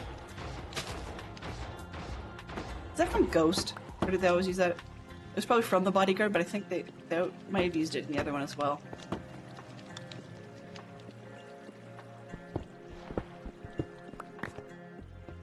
There's plenty of songs too that don't fit that list, but have become sort of re-popular, I guess, repopularized because of appearing in more modern movies. For example, Guardians of the Galaxy did a good number for the popularity of some of the songs that have showed up in the music mixes that make up the Guardians of the Galaxy soundtrack. I speak English bad. Okay.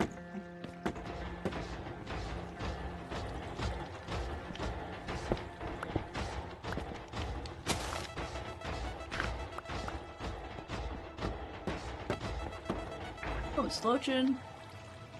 Okay, I'm gonna give myself a quick stretch. And we'll just give everybody a hydrate over here. 2, 4, 6, 8. Everybody Everybody hydrate.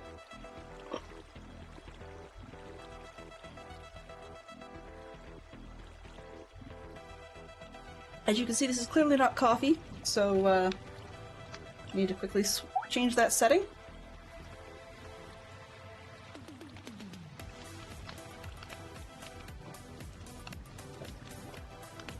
There we go.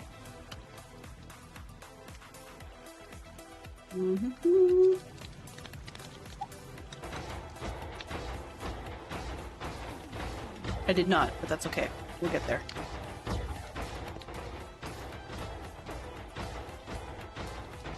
Where are we here? I also caught sight of the time and had not really realized that once I get into a flow, I have a ballpark feel-ish now for what 2 hours is, but I had not actually realized that I had gone quite a bit longer than that. Because I started so late that I didn't really realize how it felt. Whoops, wrong one. So we've gone... Normally I go till the top of the past hour.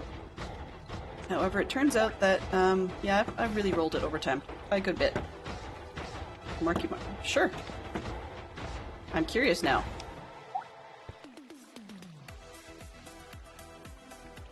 Alright. So Discord is... Thank you very much for putting that up. Fantastic Sherlock Fox. Makes perfect sense. If you've got any other ones in there, as long as they're not... Well, as long as they're relatively family friendly, or if there's any susness to it that you're aware of, please do just add a disclaimer. Hey Arch, yes, overtime. I normally, in our time zone, Arch, I normally start at 5, but, and then just run till 7. But today I had a problem with traffic coming back from a small town to go across the city, and did start till probably nearly 45 minutes late. Actually, maybe even a little bit beyond that. Welcome back. Thank you very much for the resub. Yes, you did hear the word sus, because I said that if a song wasn't family friendly, then it was suspect, and it was sus. So if you're aware of any susness in the song link that you're hosting, just let us know so that we're prepared, I guess is really all it comes down to. Yeah, I'm more the scam variety than the sus variety, although you guys may think otherwise by the time I get the Java-based fortune teller guy finished. I yet to figure out exactly what I'm going to put in there for content. Sherlock Fox and I have discussed it a couple of times, and I just haven't actually nailed down what I'm going to use for source. There'll be plenty of things, and I'm sure I could probably look on the web for, like, you know, random online book of somebody who'd written every fortune cookie down that they'd ever gotten in their life, or something like that. Your fortune is you shall lose a lot of points on the next Dadcraft stream. Yes, there you go. Like, honestly, Tradar, if you are giving me fortunes like that, while they may be accurate, I'm not sure I'll ever come back.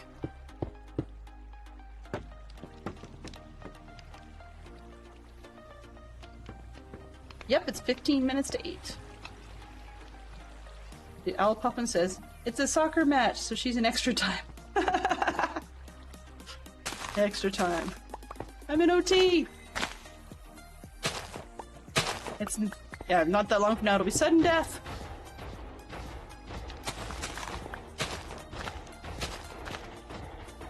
I'm going with something a little bit basic and a little bit classic, just because, I mean, partly because I can, but also because, while it may be basic and classic, I've never personally done it, and I'm starting to wonder if there's a reason. Maybe this isn't the world's best flooring. This actually really does kind of look like we let the dog loose, and that's not a wise decision. I thought it would come out a little more bland, almost birch-like. Yeah. Okay, let me go get some more bamboo. Oh, back off. So I'm going to see what it looks like if I try the far more bamboo expensive, just the green blocks, rather than like the blocks of bamboo as opposed to the planks. Okay, so fantastic Sherlock Fox, you may lose your title. Al Poppins redeemed the champion of the hill. Oh yes. Okay. I don't know if you guys would agree with me, but as expensive as it is, and the fact that I just don't have a whole ton of those blocks, it'll take me forever to get there, that's okay. Hello there! These are far more directional. That's interesting. These are far more directional than the planks. The planks don't seem to have a direction, whereas these blocks seem to have more of a direction. So when they're on their side, I can do the parquet thing, rather than the super stripy floor.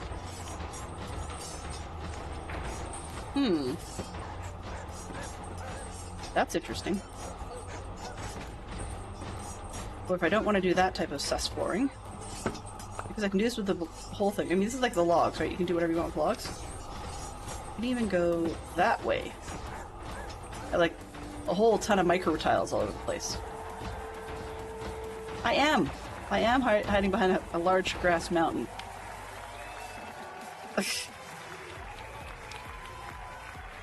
So Arch is the winner with the flip-flop. If you strip them, they match the planks. Right. But I'm actually thinking, I'm not sure I like the color of the planks at all. I think this yellow is actually probably too bright. But I just wanted something a little different because I've never built with bamboo. Bamboo! There you go. I've never built with bamboo as anything. So I was kind of wondering what it would look like to do an entire floor that way.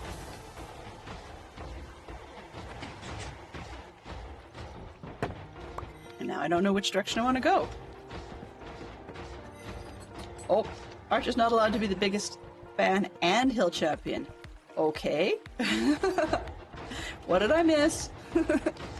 Okay, we've got first tier biggest fan was Arch, and he won the hill champion. Oh. Alrighty. And I still have Poodle Pirate's command to finish up tonight. So that's a to-do. So if I went with, let's just sample this in the middle of the floor again. I need to do this part anyways. Oops, and well, I could have come back one more. So I fake demo. Fake demo, yes, not any type of demo, just a fake one. So I could go exclusively with the dots on the floor. That's nice and busy. Right, it's very, very busy. Actually, I think it gives me a headache, so definitely not that design. But it's nice to know I could do that.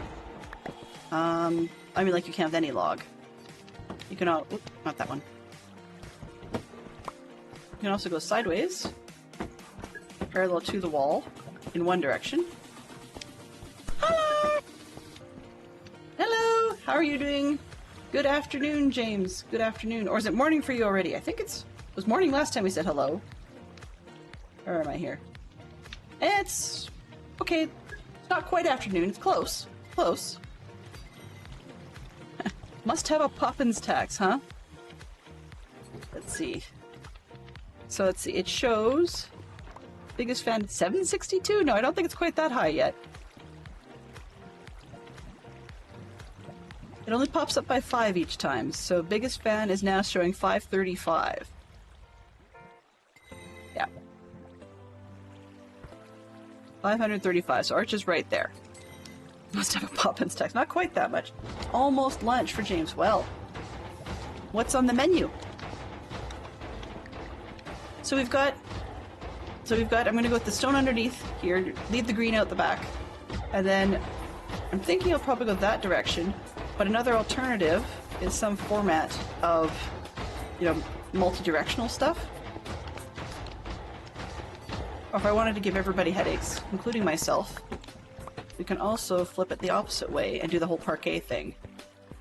Parquet. No, it's not margarine. You know, Somehow, in the darker color, I think I like the simplicity of the floor all going the same direction. But this yellow is just way too bright. But the green's nice. Probably some random leftovers from the freezer. Oh yeah, the 735. Closest thing we've got on that, I think, is probably... The only two items that we have on the menu right now of reclaimables are the command for everybody or your personal command. Although I forgot to turn on the marbles, but that's not a big deal because I'm not sure we have a whole ton of time for that one. Let's see. Platforms, rewards. This one, and that one. So yeah, marbles is still cheaper. So 1 track of marbles is cheaper, 5 tracks of marbles is more expensive. Alright. The coordinate has been copied. Okay.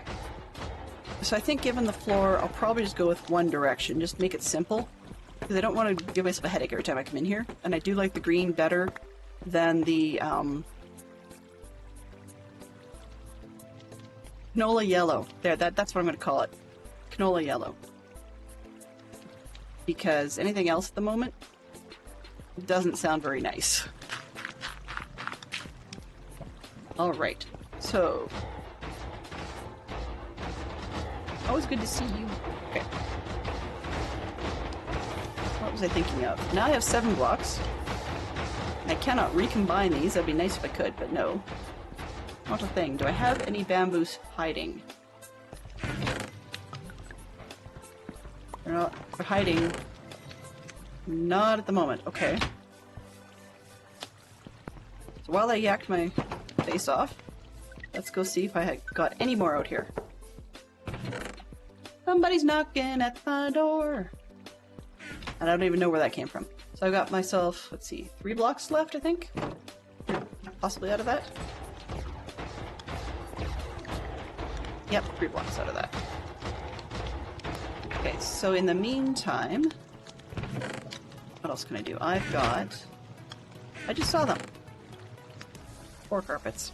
So I'm going to probably put down the green, just keep on going with where we were at with the floor, and maybe leave this till the end, but I can cheat as available when I'm doing the roots of the tree. We'll just bake it. It's not the same.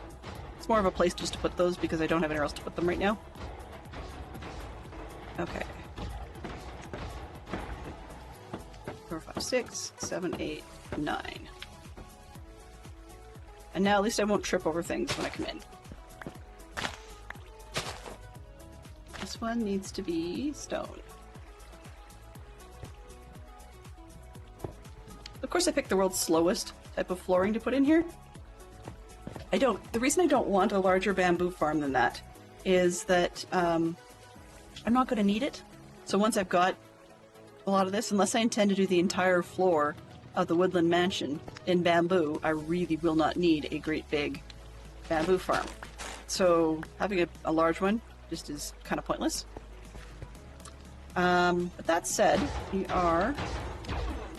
Hush! It's doing well.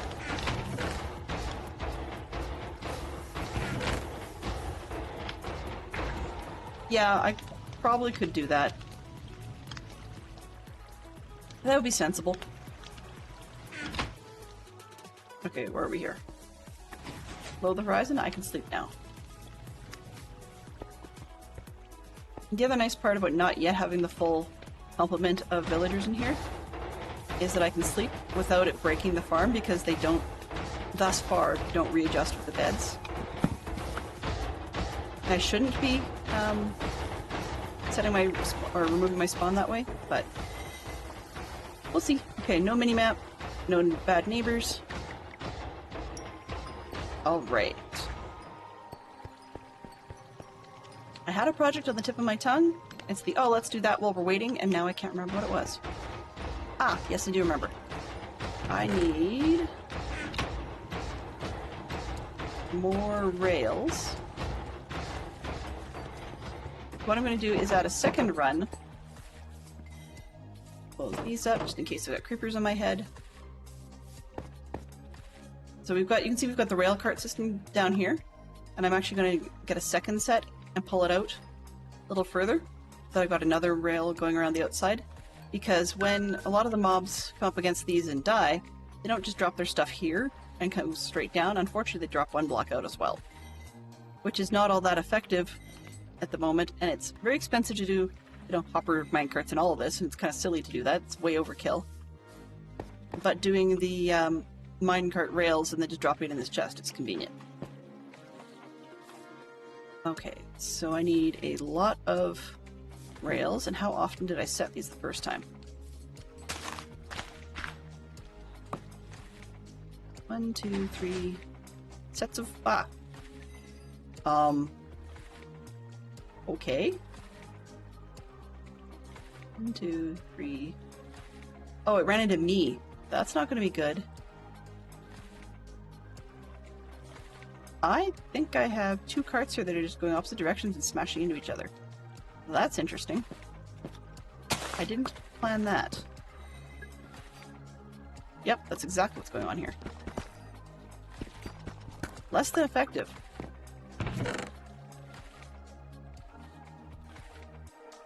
I do have 2 carts, but they weren't intentionally going. They weren't intentionally going in the same or opposite directions. So something has bumped them and turned them around.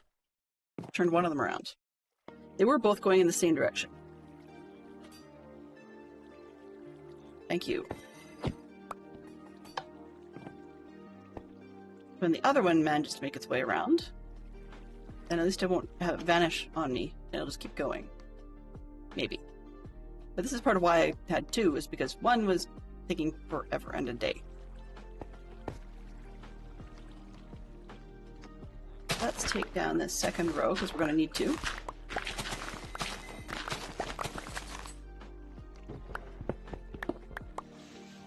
Come on.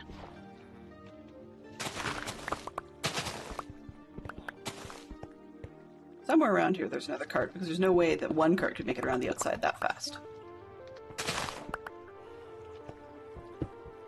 And if we had a second one and it's no longer there, then that would have implied a despawn, because I know I put 2 carts down.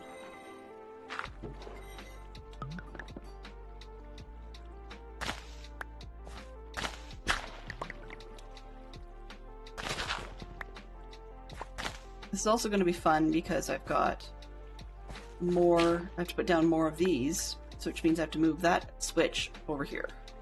Doable, just annoying. Take a guess, Al. Let's say I've considered dropping the word botter. It was a bad play on the term brother, but didn't end up being brother as in monk brother because... Yes. Yes. I was joking about potentially using it as my alter ego yesterday during Stormy's stream, but I really wouldn't actually do that.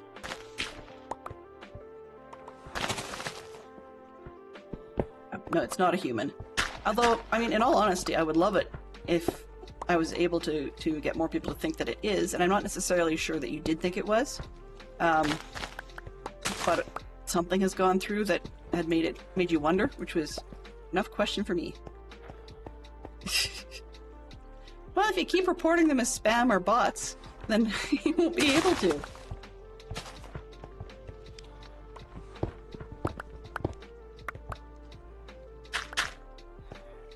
We had a bit of fun in Stormy Stream yesterday. Okay, I'm at 8. I definitely will not run over the man himself, but I'm actually wondering if I'm overstepping a little bit. I don't normally go an extra hour like this, so I'm just curious to see if there's anybody else that I have been neglecting who could use our help in the last hour or so. Nope, that's not Minecraft. That he'll still be running.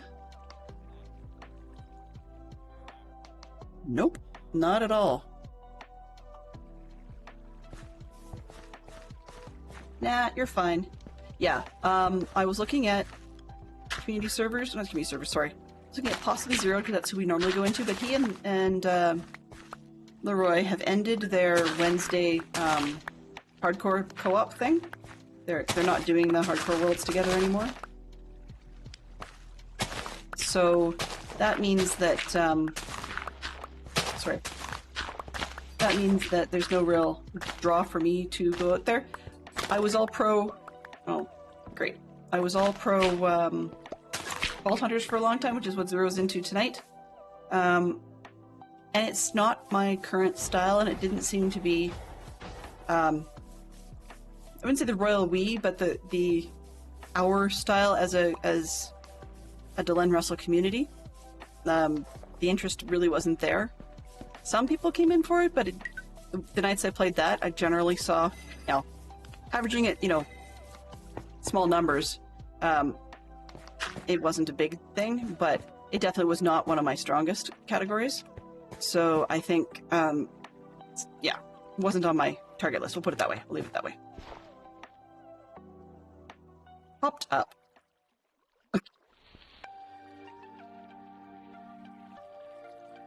Yeah, popped up. I've actually misspelled. Interesting way of misspelling your name. That's definitely an alternate personality.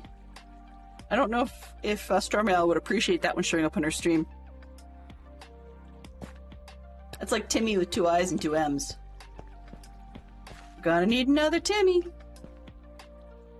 But we certainly don't need another Tommy. Okay, so this one will pick up.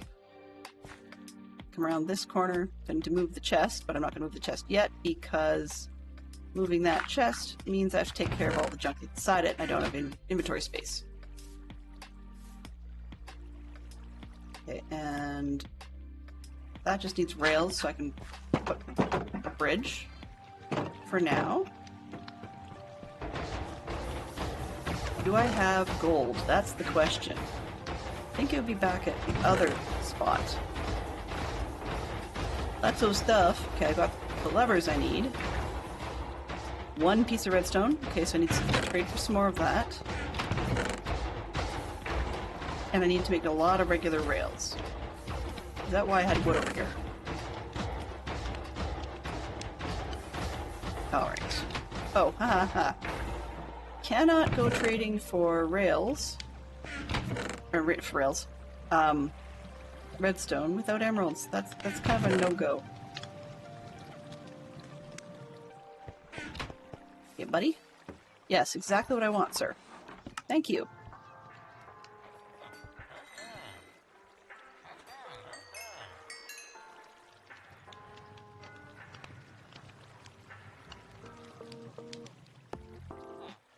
I'd love to level you up, but unfortunately now it's going to take a lot more to do so. Okay, well I've got 24, so that should get me a little ways. And let's just make a ton of regular rails. Oh, this way.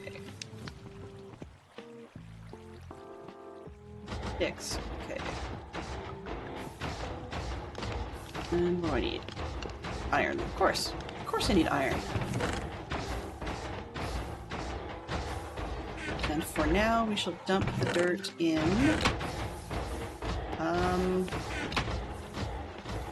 Didn't I have another box? Oh, I did. There's the dirt. Yeah, dirt box. This one, there.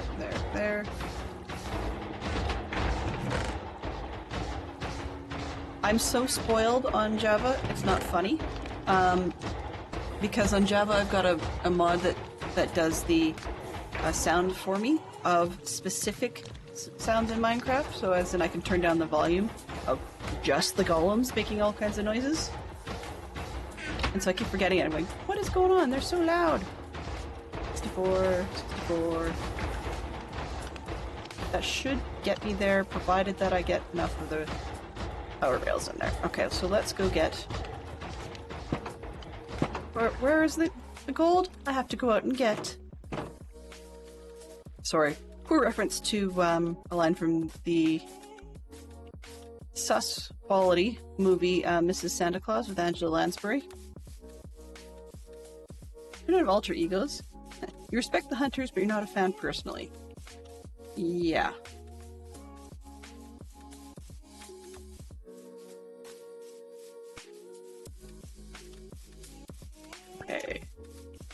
sleep here for the time being. Be behind the mountain yet? Certainly. Let's hope I have gold. Well, that'll get me some. It won't get me enough, but it'll get me some. Especially if I do that. Alright.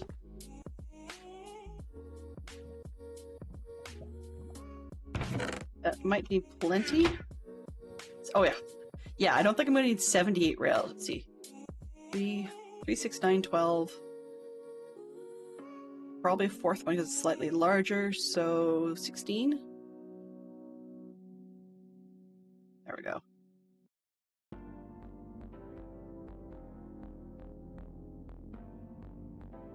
Full block. You can go away. Oops. That better go away before I get myself into all kinds of trouble. Iron's replaceable. Gold, not so much. Emeralds, not so much, but I need them over here.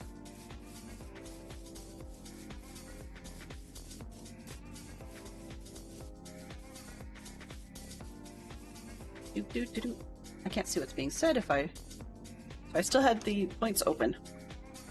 Doesn't help. Alright.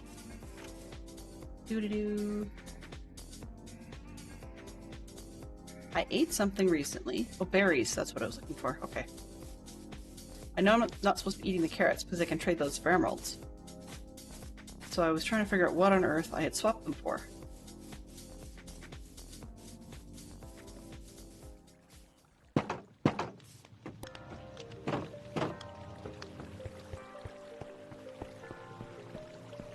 Food.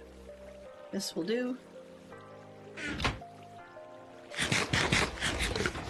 Maybe. Wow, that's sad.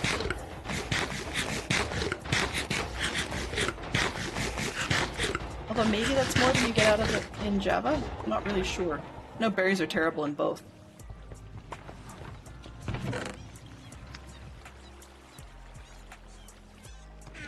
Emeralds away before I do something dumb. I think that should be the best. Yeah, let's put the axe away over here.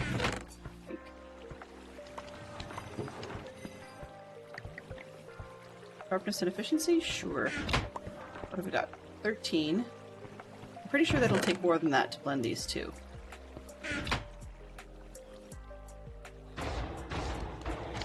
Oh, how convenient.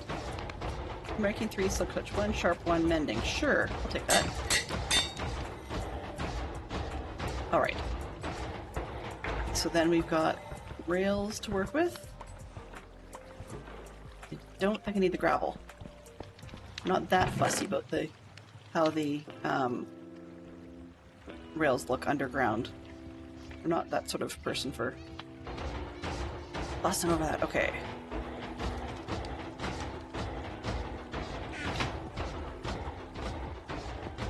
Speak Out has changed. Name 2 actors who've played a babysitter or nanny. Okay, I'm going to say Fran Drescher and Robin Williams. If anybody else has any more to add to that, please do. Yeah, Fran Drescher, not Drescher. Drescher. The Fran Drescher in The Nanny, and Robin Williams in Mrs. Doubtfire.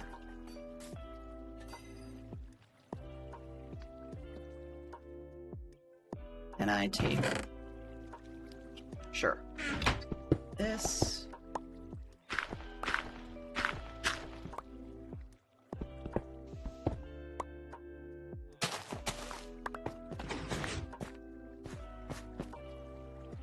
Oh! I didn't bring... I need 2 hoppers. Let's get the rails laid first, that's probably easier.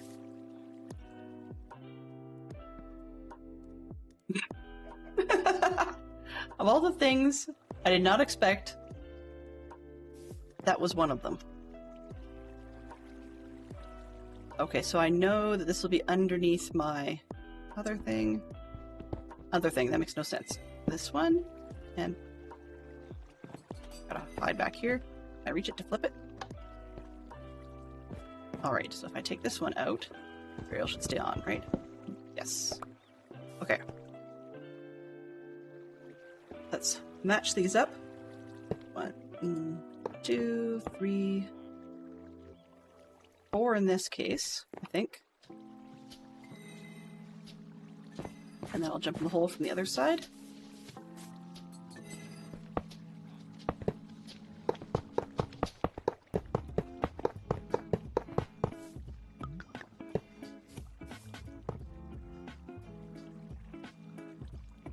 Come on, let's get this one done again.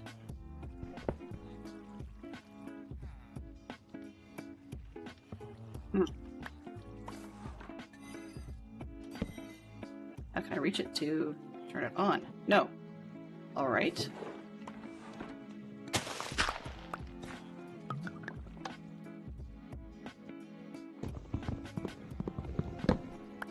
Sure, that'll do.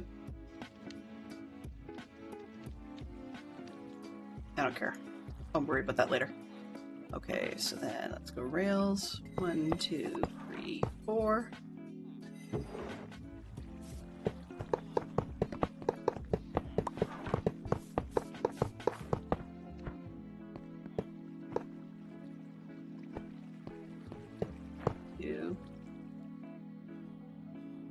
And the reason I'm doing it this way, rather than replacing, come on,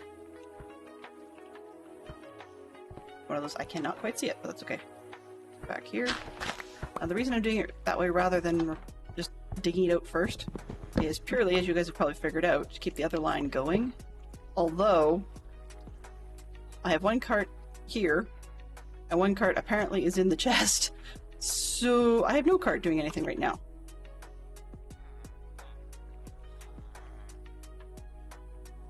Yeah, okay, 1, 2, 3, 4. I'll deal with it when I get back. Around the other side. This is not going to work, is it?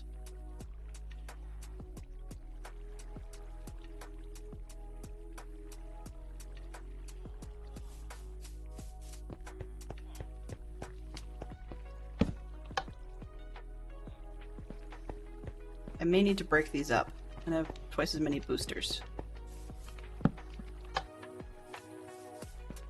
Yeah, because I'm pretty sure this won't do the trick. Excuse me, itchy nose.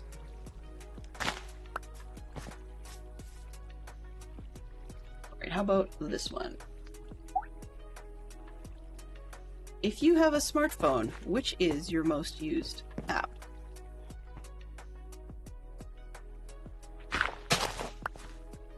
So, I would honestly love to say something other than Discord.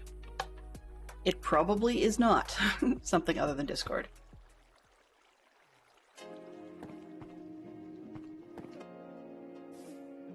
See where it gets to.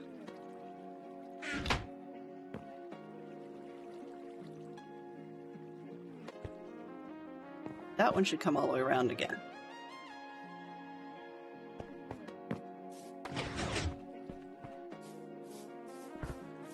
Discord and text messages probably pretty even. Yeah.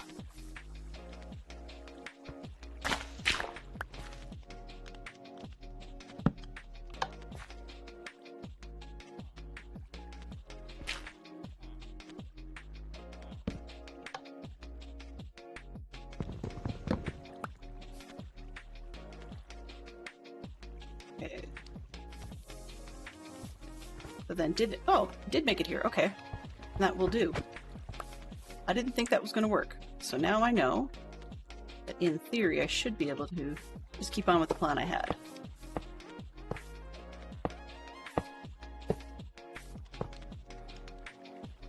Oops, not this one. And 1, 2, 3, 4. Oops. So the idea, once again, being if I'm hanging out doing an AFK on the inside, the roots and such will keep me from getting spidered, and mostly skeleton free. And then from the outside... Hello there. Hello there. Oh, hey, Max. Max likes his maps and the phone part. I will say I do use my maps an awful lot, yes. Oh, whoops. Do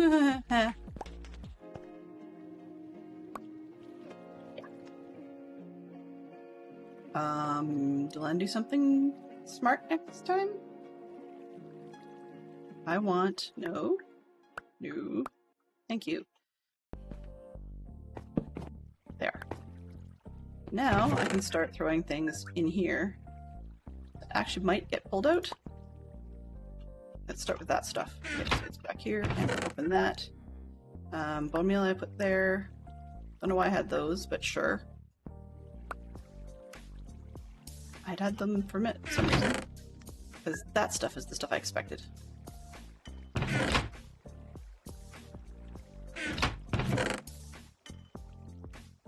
Well, it's nighttime, and not only do I need to sleep, but I also need to make up a couple more hoppers.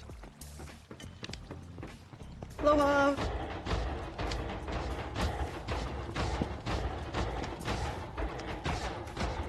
So mahalo for joining us, Max. Hopefully you had a great day.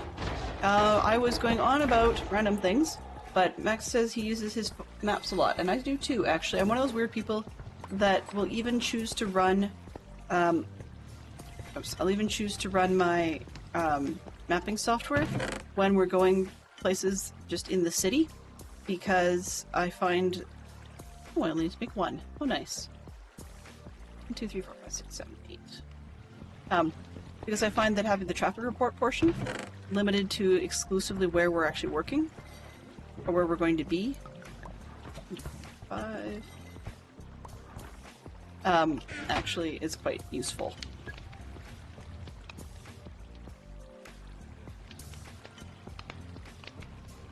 Put the cart before the horse, will we?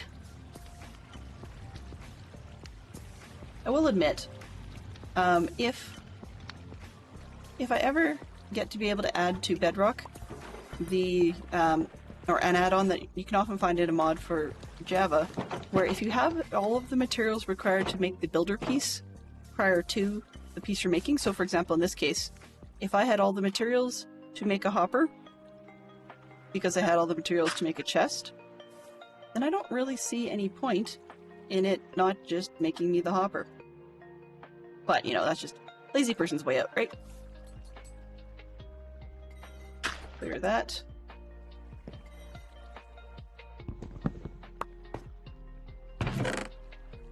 Can I put in here? Hat? Sure.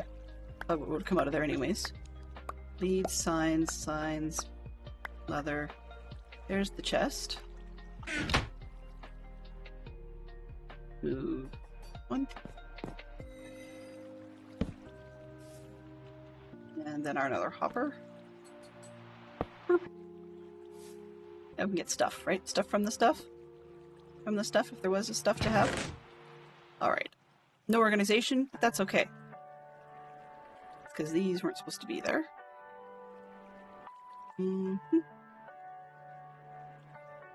That'll do. Alright. So then I want to just put regular hot rails across those. And I should be able to throw in the second chest. Oh, sorry, check the second minecart, and we're good to go, right? Right. Okay. I hope. But I'm going to have them all go in the same direction, because it is dumb to have one going one way and one going the other. Okay, so hopefully those should come around correctly.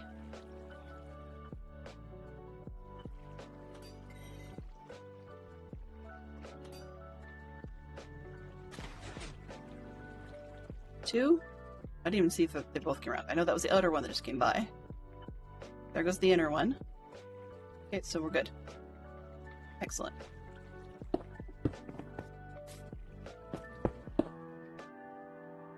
Alright, where is the blocks of dirt?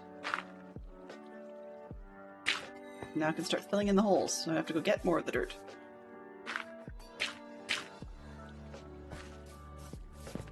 And I shall probably have mobs. Oh, we're good, we're fine.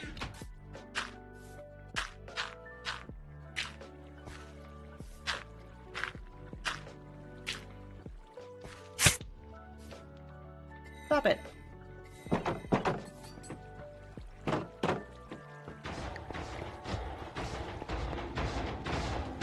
It says, yes, the traffic and time to beat, or as it calls it, the estimated time of travel.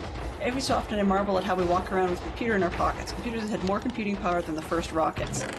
Yeah, I mean, I'm not wearing a Timex watch right now, but the Timex watch, you know, for example, that my kids would be wearing on their wrists, had more computing power in it, by far, than the spaceships that took us to the moon. And no conspiracy theory stuff in that respect. But yeah, more computing power than what took us to the moon is on our wrist. And that's the one that my physics teacher used to love to teach or tell us over and over and over ad nauseum. And it was part of her justification for saying, so stop your whining and complaining about having an old scientific calculator. Or the I'm not that old because I know how to use the slide rule. Although, frankly, she was. But, you know. That's one of those ones where you feel old, but then somehow, and I hope our friends who are teachers have this. Oh! I want to be in here. There. I don't want to be in there because when the carts come by, I really mess with them if I crash into them. I hope our friends who are teachers get this in their lives. But when we're kids, it feels a lot like teachers are timeless. Like teachers will be around forever, and they may get older and older and older. I mean, a la Professor Binns in Harry Potter, who just, you know, couldn't stop teaching and just kept on teaching even after he died. Sheep, come here. Come on. Get your butt out of there. Thank you. Thank you for your cooperation, Furball. Sorry, Woolball. There we go. It just feels like our teachers would just go on forever, but it's kind of odd when I think about it and realize just how many of the teachers I remember are not around anymore. And that, yeah. On the other hand, we can tell stories about them without any fear whatsoever of the stories ever getting back to the subject of the story.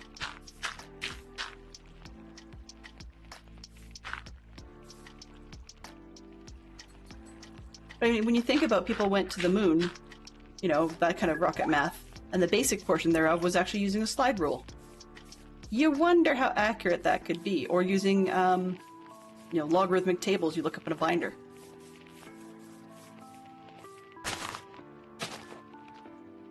And yet, the generic math that we had to learn in school is not anywhere near as complicated as some of the stuff they attempt to teach now, depending on your classes.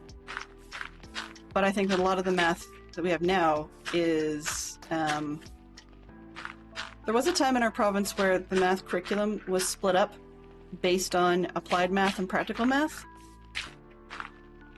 which, that was like across the board. And, I don't know.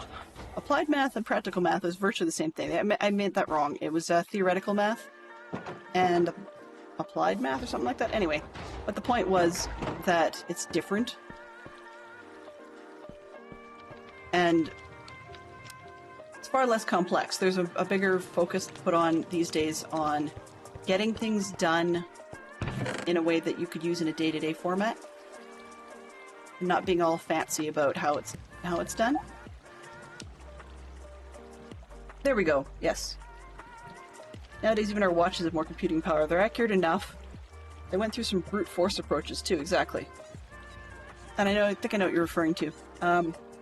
Fantastic Shot Foxes. We look for levels of efficiency and accuracy that require much more precision.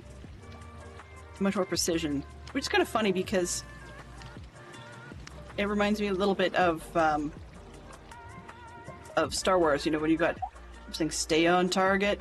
It's like, well, you get within the general vicinity enough and you got an explosive, you don't want it to go off before you reach your target. On the other hand,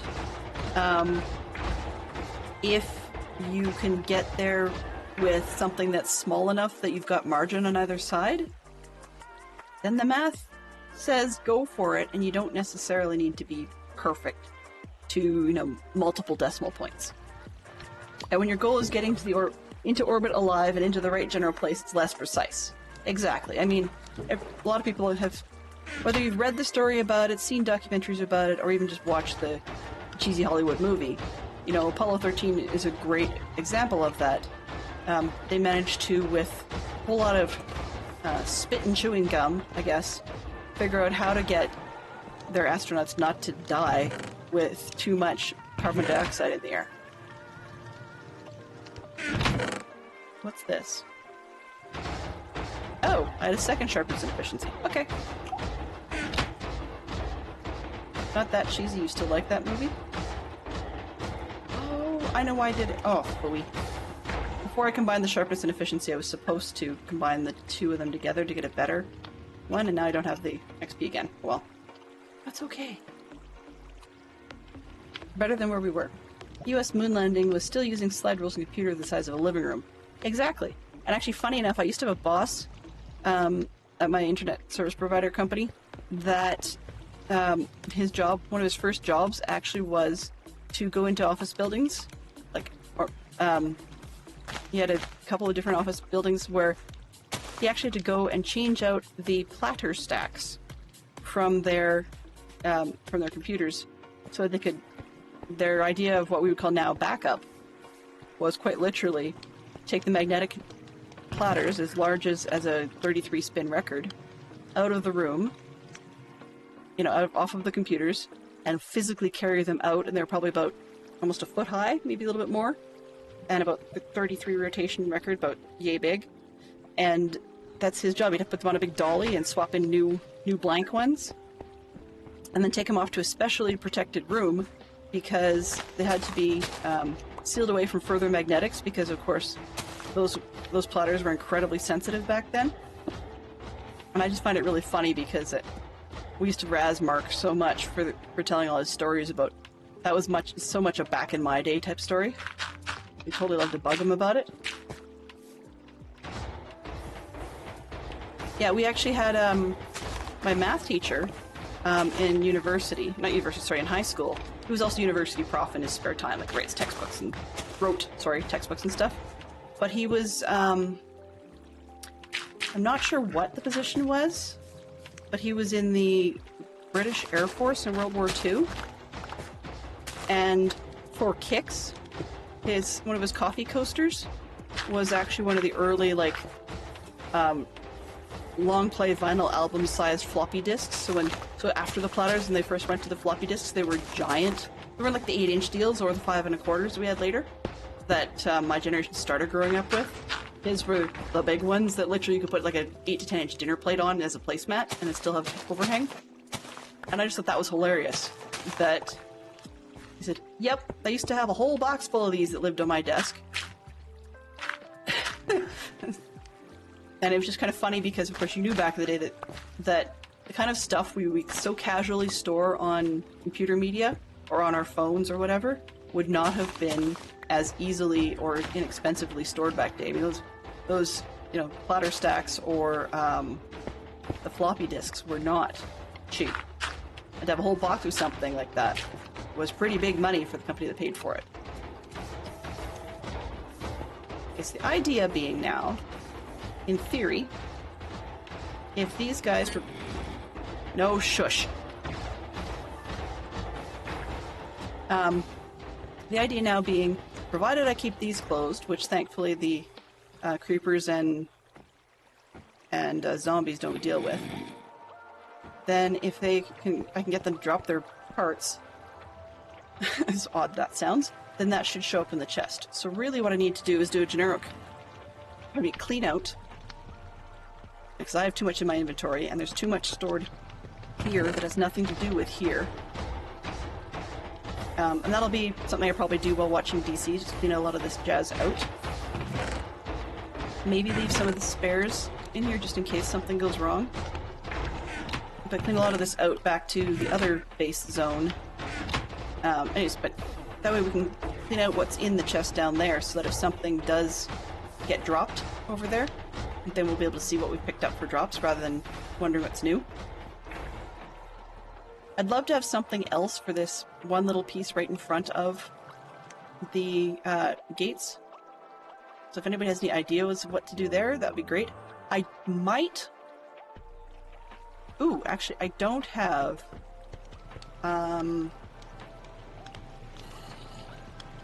I don't think I have any magma block yet. But maybe magma block might work, because then I just simply know I need to crouch as I come in and go out. Put that right in front of the two things.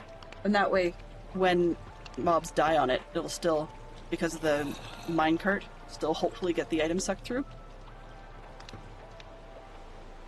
Haha. You can sort of see me enough to look at me, but not enough to blow up or follow me.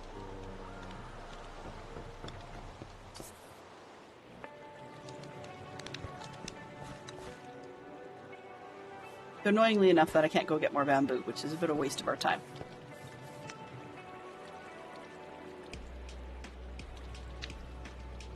Max says all the old albums I have. What's it? All the old albums I have a bunch. Yet those and stacks of 45. Yeah. And James says I built an accidental slime farm once with magma blocks, just like that. Yep. Accidental slime farm though. I'm kind of curious. What makes it an accidental slime farm? Was it that slimes were accidentally showing up, or was it more that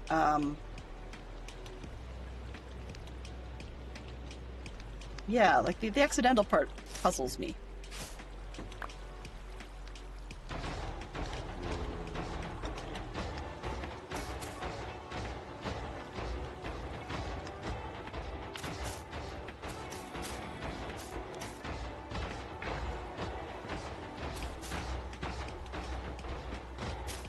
I know I really should just take these blocks out, but why not? It's green for now. There. I just needed somewhere to put those anyways, so why not? Here we go. Underground. I accidentally built next to or in a slime chunk. Oh, I see. Okay. So you were not aware that the place you were building was a slime chunk. I get it.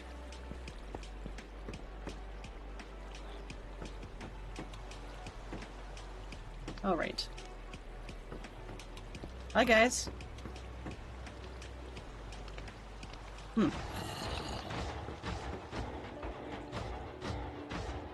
find it interesting because of the carpet on the front, villagers won't come in.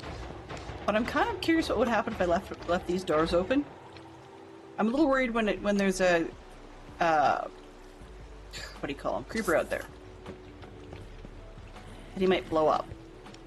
But a zombie might be kind of fun to test that with, because I could take him out pretty easily. Just a creeper, I'm not sure I could guarantee it enough. And it's actually also kind of creepy when he's sort of dying on the berry plants right in front of that hole. Anyways, okay. Let's just get rid of them. Because I've kind of proven my point. That's really all I needed.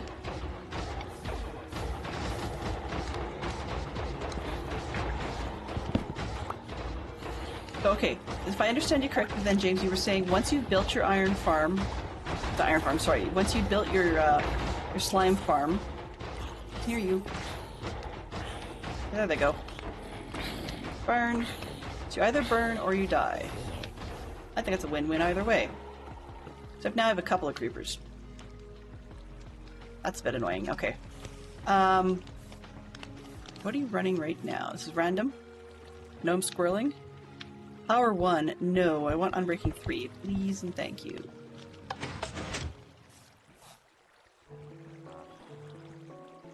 Really, dude? Come on.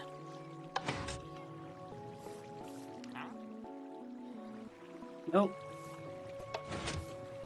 How much interest do I really want to pay to you?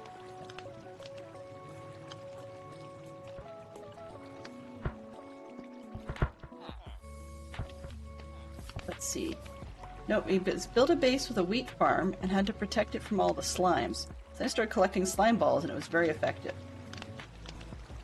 Okay, I see. So, yeah. So then, once you... same sort of vein, I guess, then, is with the wheat farm. Because you were protecting it from all the slimes. You chose to use magma blocks, I think you said. to get rid of the slimes and then just sucking the slime balls away. That's convenient. I like that. There we go. Whoa, whoa, whoa, whoa, whoa. Okay, spider. Stays out there. That's fine. So I close these in, but I mean the practicalities, I guess I trapped myself in a little box. Boo! And magma hopper cart, very effective. Perfect, so since I've got the hopper carts going around, I'll see if I've got a couple of magma blocks right in front here. Either I poke myself on the bushes, or I forget to squat on the magma blocks, and I can die either way. Hello, sir? Can you please die? Die or despawn. Alright, where are we? Okay, that should... over there. What am I looking for? Not sure what I'm looking for. I have dirt, that's what's... dirt goes over here. Plain stone goes over there too.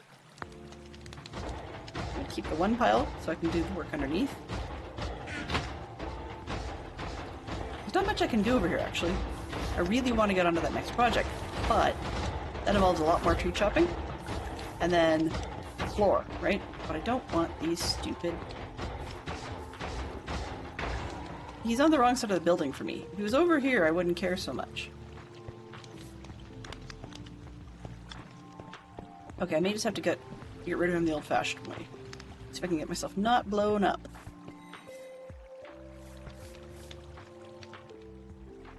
You go that way. I go this way. Let's go see if I can get those magma blocks, see if I have any.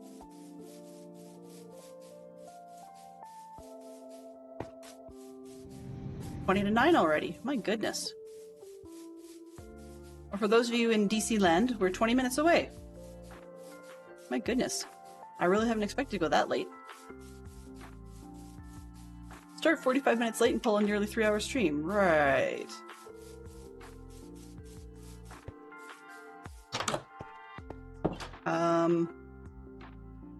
What did I come here for? Anybody else remember? Aha! Yes, I do remember.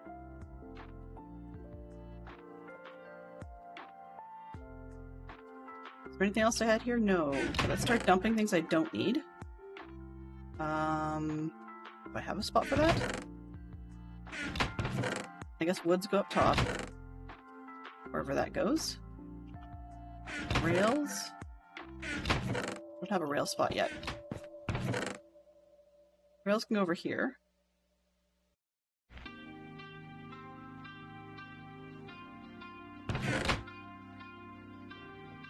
Those. Bamboo I need. Carrots can go in the other box. Other side. I don't need a lever. Fences can go in the wood stuffs box. And probably the roots can too, I guess, for now.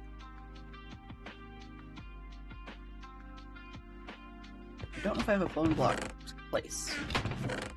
Apparently not. Stone goes up there. Where's the bone blocks go? Guess I didn't have any. Alright. Let's make a somewhat all-natural spot for them? Sure. Now they'll go over there. I saw I had rotten flesh, but it wasn't in this box. Where did I put it?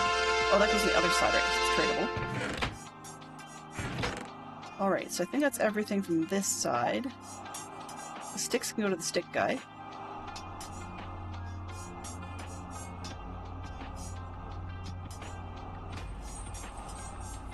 That's why I was carrying the... Oh, wait. So that's why I was carrying the fortune hoe.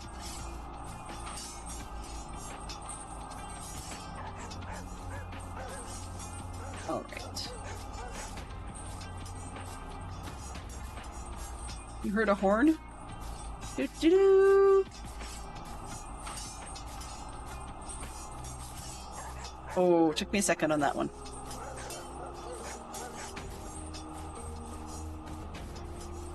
Alright, what do we got? While we're doing it, we've got 4 authors whose last names begin with S. Jeepers.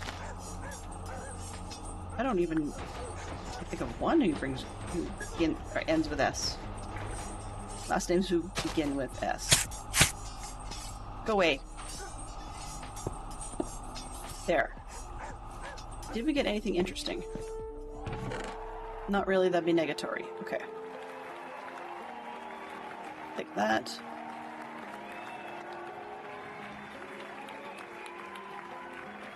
Dirt came. I got dirt. Alright. Let's grab all of this junk out. Maybe. I'm gonna dump it inside. Oh, well, that's gonna be interesting. Ugh. I have to open the doors from back here and then squat my way in. Well, that may not be the world's most effective solution, but it's functional for now.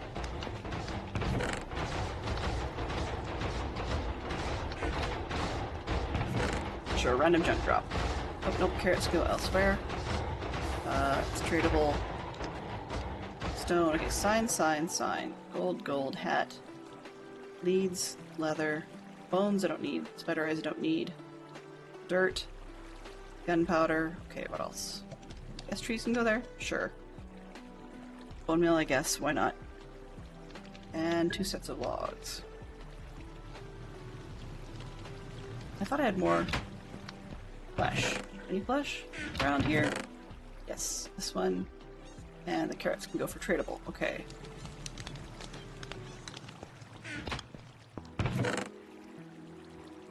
Didn't I pick up a ton of berries? I guess I didn't.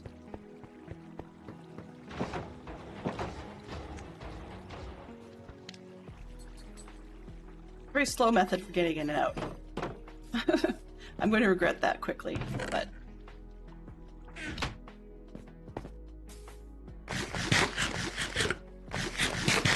R.L. Stein, okay. Stein wrote the Goosebump novels.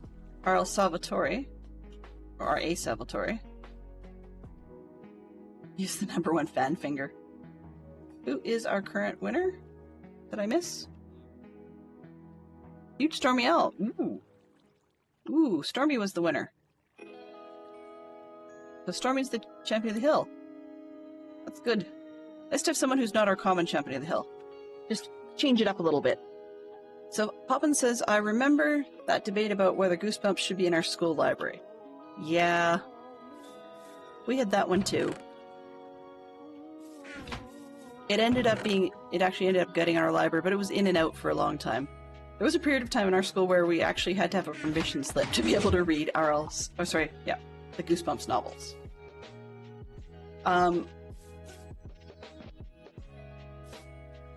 There's parts I was reading about not too long ago. There's areas where people need a permission slip from parents to read Judy Blume books, which are very, very, very juvenile, I guess is probably the best way of putting it. Okay. Yeah. You know this stuff doesn't grow fast when... Oh well, whatever.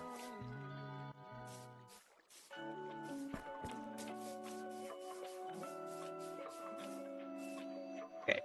Nothing in the box? Nothing in the box. Well, that's fair too. If I have to run and take a hit, I can do that. Okay, we're gonna make this into the blocks of bamboo. I do not want the bamboo planks. And I get 19 more to work with. Itchy, itchy, itchy. Okay, so intentionally I'm going to do this in the dark because I want to see what we can get for mobs to show up and then try and get them to burn. Recognizing that I'm going to be stuck in here for a little bit if there's too many creepers around.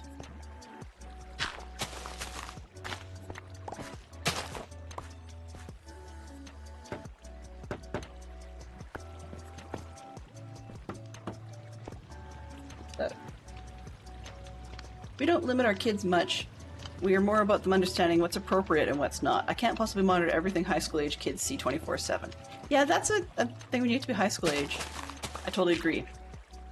I mean, I was reading, I think we talked about this before, I was reading Jean M. Oh boy, I always get it wrong. Auel? A-U-E-L? Anyway, her Planet of the Cave Bear Earth's Children series. It was actually called Earth's Children.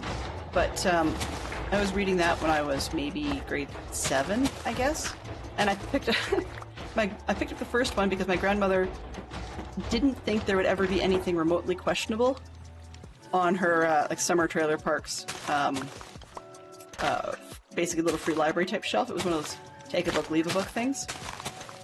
And so she said I could grab any book on there I wanted. And I thought, oh, hey, cool. No cave people. I like this. This sounds neat. Yeah, not so much. I fell in love with the book and then the series, but she was unaware that there was a very adult forced interaction scene in the book. She didn't know about that, and my mom found out, and because I told her about it, I said, yeah, by the way, there was this in there. And she wasn't bothered by the fact, really, that I read it, except that she pre-read all the rest of the series before she'd let me read the rest of the series, just so she knew what was in it, under the guise of, just in case there are any questions that you might have from the series.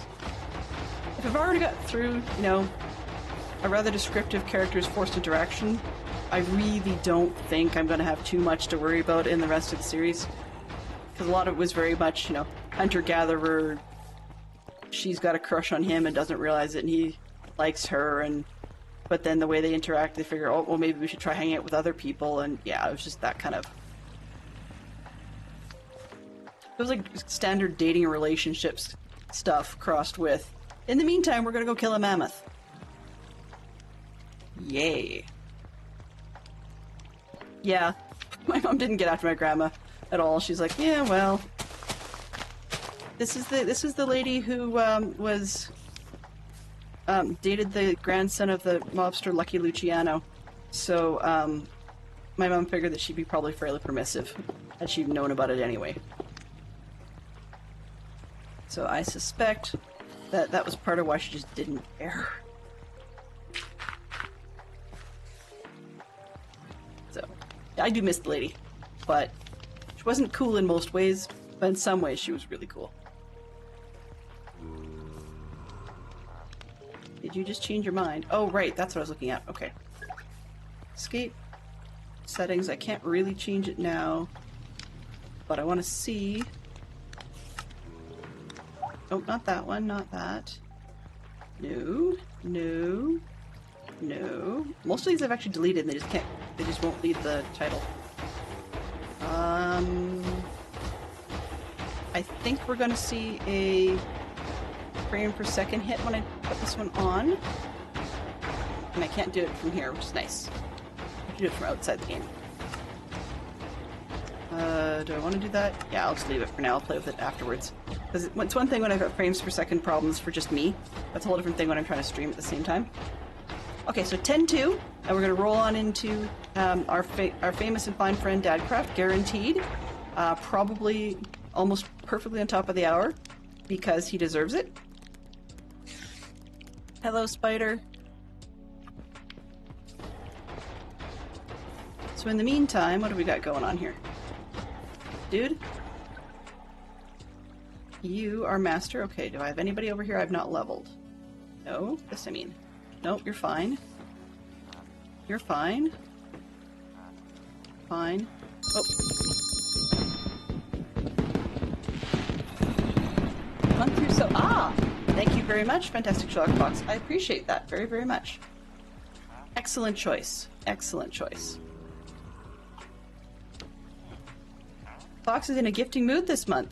He got me a lovely subscription to Stormy's stream earlier this month, and now he's going back the other direction. Here's the thing I don't understand about to the owls, both of them awesome. Here's something I don't understand about Bedrock. Am I nuts, or is it, or does the trader not care? And because I mean, in Java, he's always, you know, chugging an invisibility potion and hiding for the night. Even though you can totally tell where he is because of his llamas. But it seems like in Bedrock he just doesn't care. Fireworks! Yay! Okay, so I'm getting a little derailed, a little sidetracked here, and spending far too much time. Let's see, what are we doing here? We've got Champion of the Hill for sure. Okay. I was thinking about what other thing was I going to do. That's the problem. I get into something and then I forget where my head was going next. I'm kind of curious what these guys would give me, but I don't really want to get them overnight. Okay. So I don't want the bookshelf. Sorry, bud. Bookshelf is not for me. What's your job now? Blast protection? No. Heavens no, sir. No. Zombie bait is not a good job for you. Affinity 1, no. Seriously, man. You have a problem? Okay, well. Lure 3. And expensive. Bookshelf. Looting 3. Bookshelf, okay. No good. Poppins! Poppins away! And the winner of this Hill Champion is indeed Poppins with the match. He's on fire.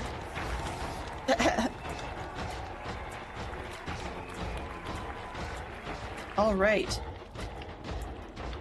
I'm just going to drop in for a little plinko because I can.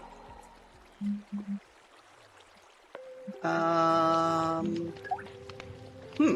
just gone blank. Oh well, that's okay. Let's sleep it off.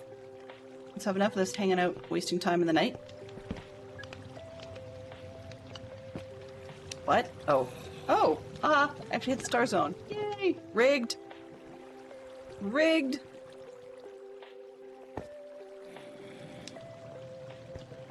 So I'm going to reset that plinko and get it out of people's face unless they want it.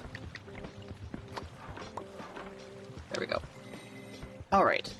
So we have zombie who can't have the courtesy to die close enough to the track for me to get what I wanted. And all the others left. Alright. Oh, there's one over here. He's got a hat on, so he's not going to die. Dude.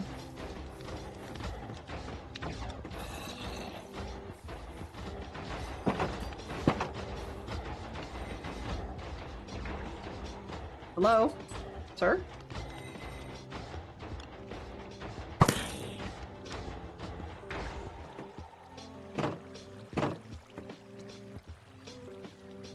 He knows better. He knows better.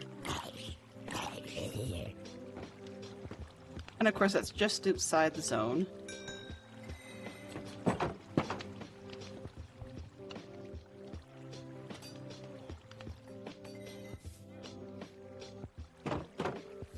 Alright. Did we get anything out of that? Yes! Okay. So this is working. It's slow, but it's better than a kick in the pants. That's the key. Alright. Do you have anything I want, or should I kill you this time? Blue ice. Not enough to make it worthwhile. Nautilus shell. Ooh. How many Nautilus shells does one need for a conduit? Can't recall. I cannot recall. Ow! Hey, sir. 8? Okay. So no, not that. I do, but I can probably be better off to farm them over time, because the conduit would be for later anyways, so I'm not in a rush. That would be kind of interesting, Max, because this is actually a solo world. But I appreciate the thought nonetheless. Yeah, so my Bedrock world is solo. The Java is still the SMP from our fine friend Dadcraft. Oh, you. Sorry. Sheep Bean's gonna be mad at me. But I don't think I had much choice. No worries. No worries. Though if you had, a ton of advice on the best way to find them, that would be helpful too. So same in the end. All right. As you can see, I've got a lot of grindy stuff to do on here. I don't know what I'll be planning for tomorrow morning. That's news to me. Whatever it is. but we'll have tomorrow will be the last stream for this week, and then the following week is all up in the air because we're getting ready to go to Ireland, and I don't know what's going to be necessary for planning and packing and whatever just to get people ready to go. We're not leaving till Thursday, so I mean there's plenty of scope for me to be able to stream ahead of that. It's just that we're overthinking this one and over-planning this one, and definitely need to get things going because it would be nice to be able to do things like take this world with me on my tablet, and I haven't figured out how to transfer it over there yet. And also, I don't think I'll be able to play, unless I take a laptop, I don't think I'll be able to play the Java server remotely either. So that I want to make sure there's things that are in decent shape and on hold. So for example, the Fortune guy I was working on for Stream Weekend, pardon me, all the character and the cabinet are complete, but I need to get all the insides put in, and I haven't finished the plan on that one yet. So Swanky and I need to actually get our two heads together and figure out which end is up. Would you stop trying to sell me a bookshelf? No. I mean, respiration's useful, but not two and not... Yuck. Okay. So one of the tweaks I tend to run with when I'm on my own is the one that lets you see what the further unlocks are farther down to see. So like this 11, I could see potentially being a useful book, as in whatever it is, I could put up with it as a value. But if I don't know what it is, I'm not sure I'm going to want it. Which means being as Unbreaking 3 is taking an awful long time to show up. Unbreaking anything is taking an awful long time to show up. Then that tweak is going to be really super useful. Hello, sir? Alright, so that said, we have got ourselves sealed in. We've got ourselves sealed in. We've got most of the guys have jobs now, which is something I did offline since the last time I ran this world. We know that we are going to fill in this floor with the green rather than the bamboo yellow, because that's just way too bright. And yeah, that's about all she wrote. So, that said, I'm just going to double check and see if DC's up yet. He probably is with the opening scene. Like the opening stuff. There it is, yeah. The starting soon, so let me just mute that tab on a new window. You're going to catch something really briefly.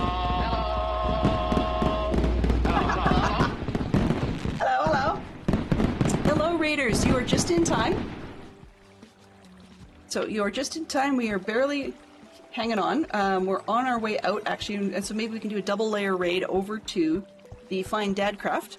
I was just actually about to mute my mic so that I didn't pick up on his as soon as I opened the tab. So give me 1 quick second to do that, and I'll be right back. Hello. Hello.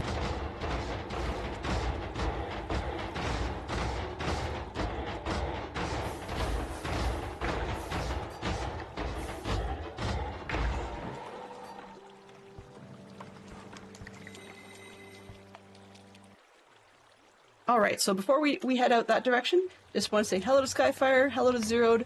Thank you ever so much for bringing your party in. I'm just giving you a 30-second, less than 30-second around the corner. So this, what we're seeing me standing in, is you can hear a very noisy Bedrock iron farm upstairs. We don't yet have the full complement of villagers for the number of beds, so thus far I can sleep, although I keep forgetting to pick up my own bed. Very shortly we have... I'm playing a little bit with 120s, so we've got all the bamboo signs marking stuff, but I just cannot... Oh, there's Unbreaking 3. I was gonna say I couldn't get Unbreaking 3. What was it looking for? There's something I'm missing from this pile? I'll figure it out. Anyways, that's not the point. Alright, so, got most of the villagers doing their thing. I was starting to do the floor in the yellow bamboo thing. It's very, very ugly. Very ugly. So I'm not gonna go with that anymore. I'm just gonna go with the block that turns into those, because I like the green better. And with the mangrove roots, more because I can, and I sort of like the see-through effect. Out here, last piece, because they're just watching him switch over. Last piece is that the other thing we did this stream was outside these berries, we have, underneath the berries and the one block in front of it, we have minecarts with a hopper on it, so that those run round and round. You can start to see the rails, kind of, well, maybe not. You can see the edge of the hoppers. There. So we've got the double set of rails going on. And they usually pick up stuff from the top. Although apparently I have to fix that. You got stuck. That's how that ended up going the other direction. Alright. Well, in any case, neither here or there. Can I push that?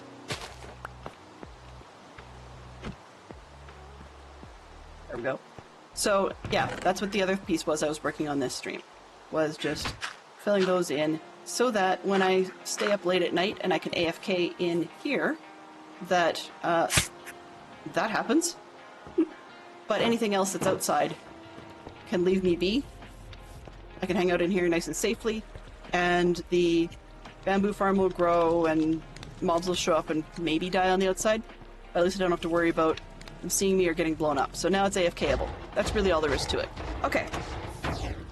Oops. So let's do our raid out to DC and get everybody moving. And I'm just going to start the raid as soon as I can find my button. There we go. And then I'll say thanks to everybody. Mischief managed.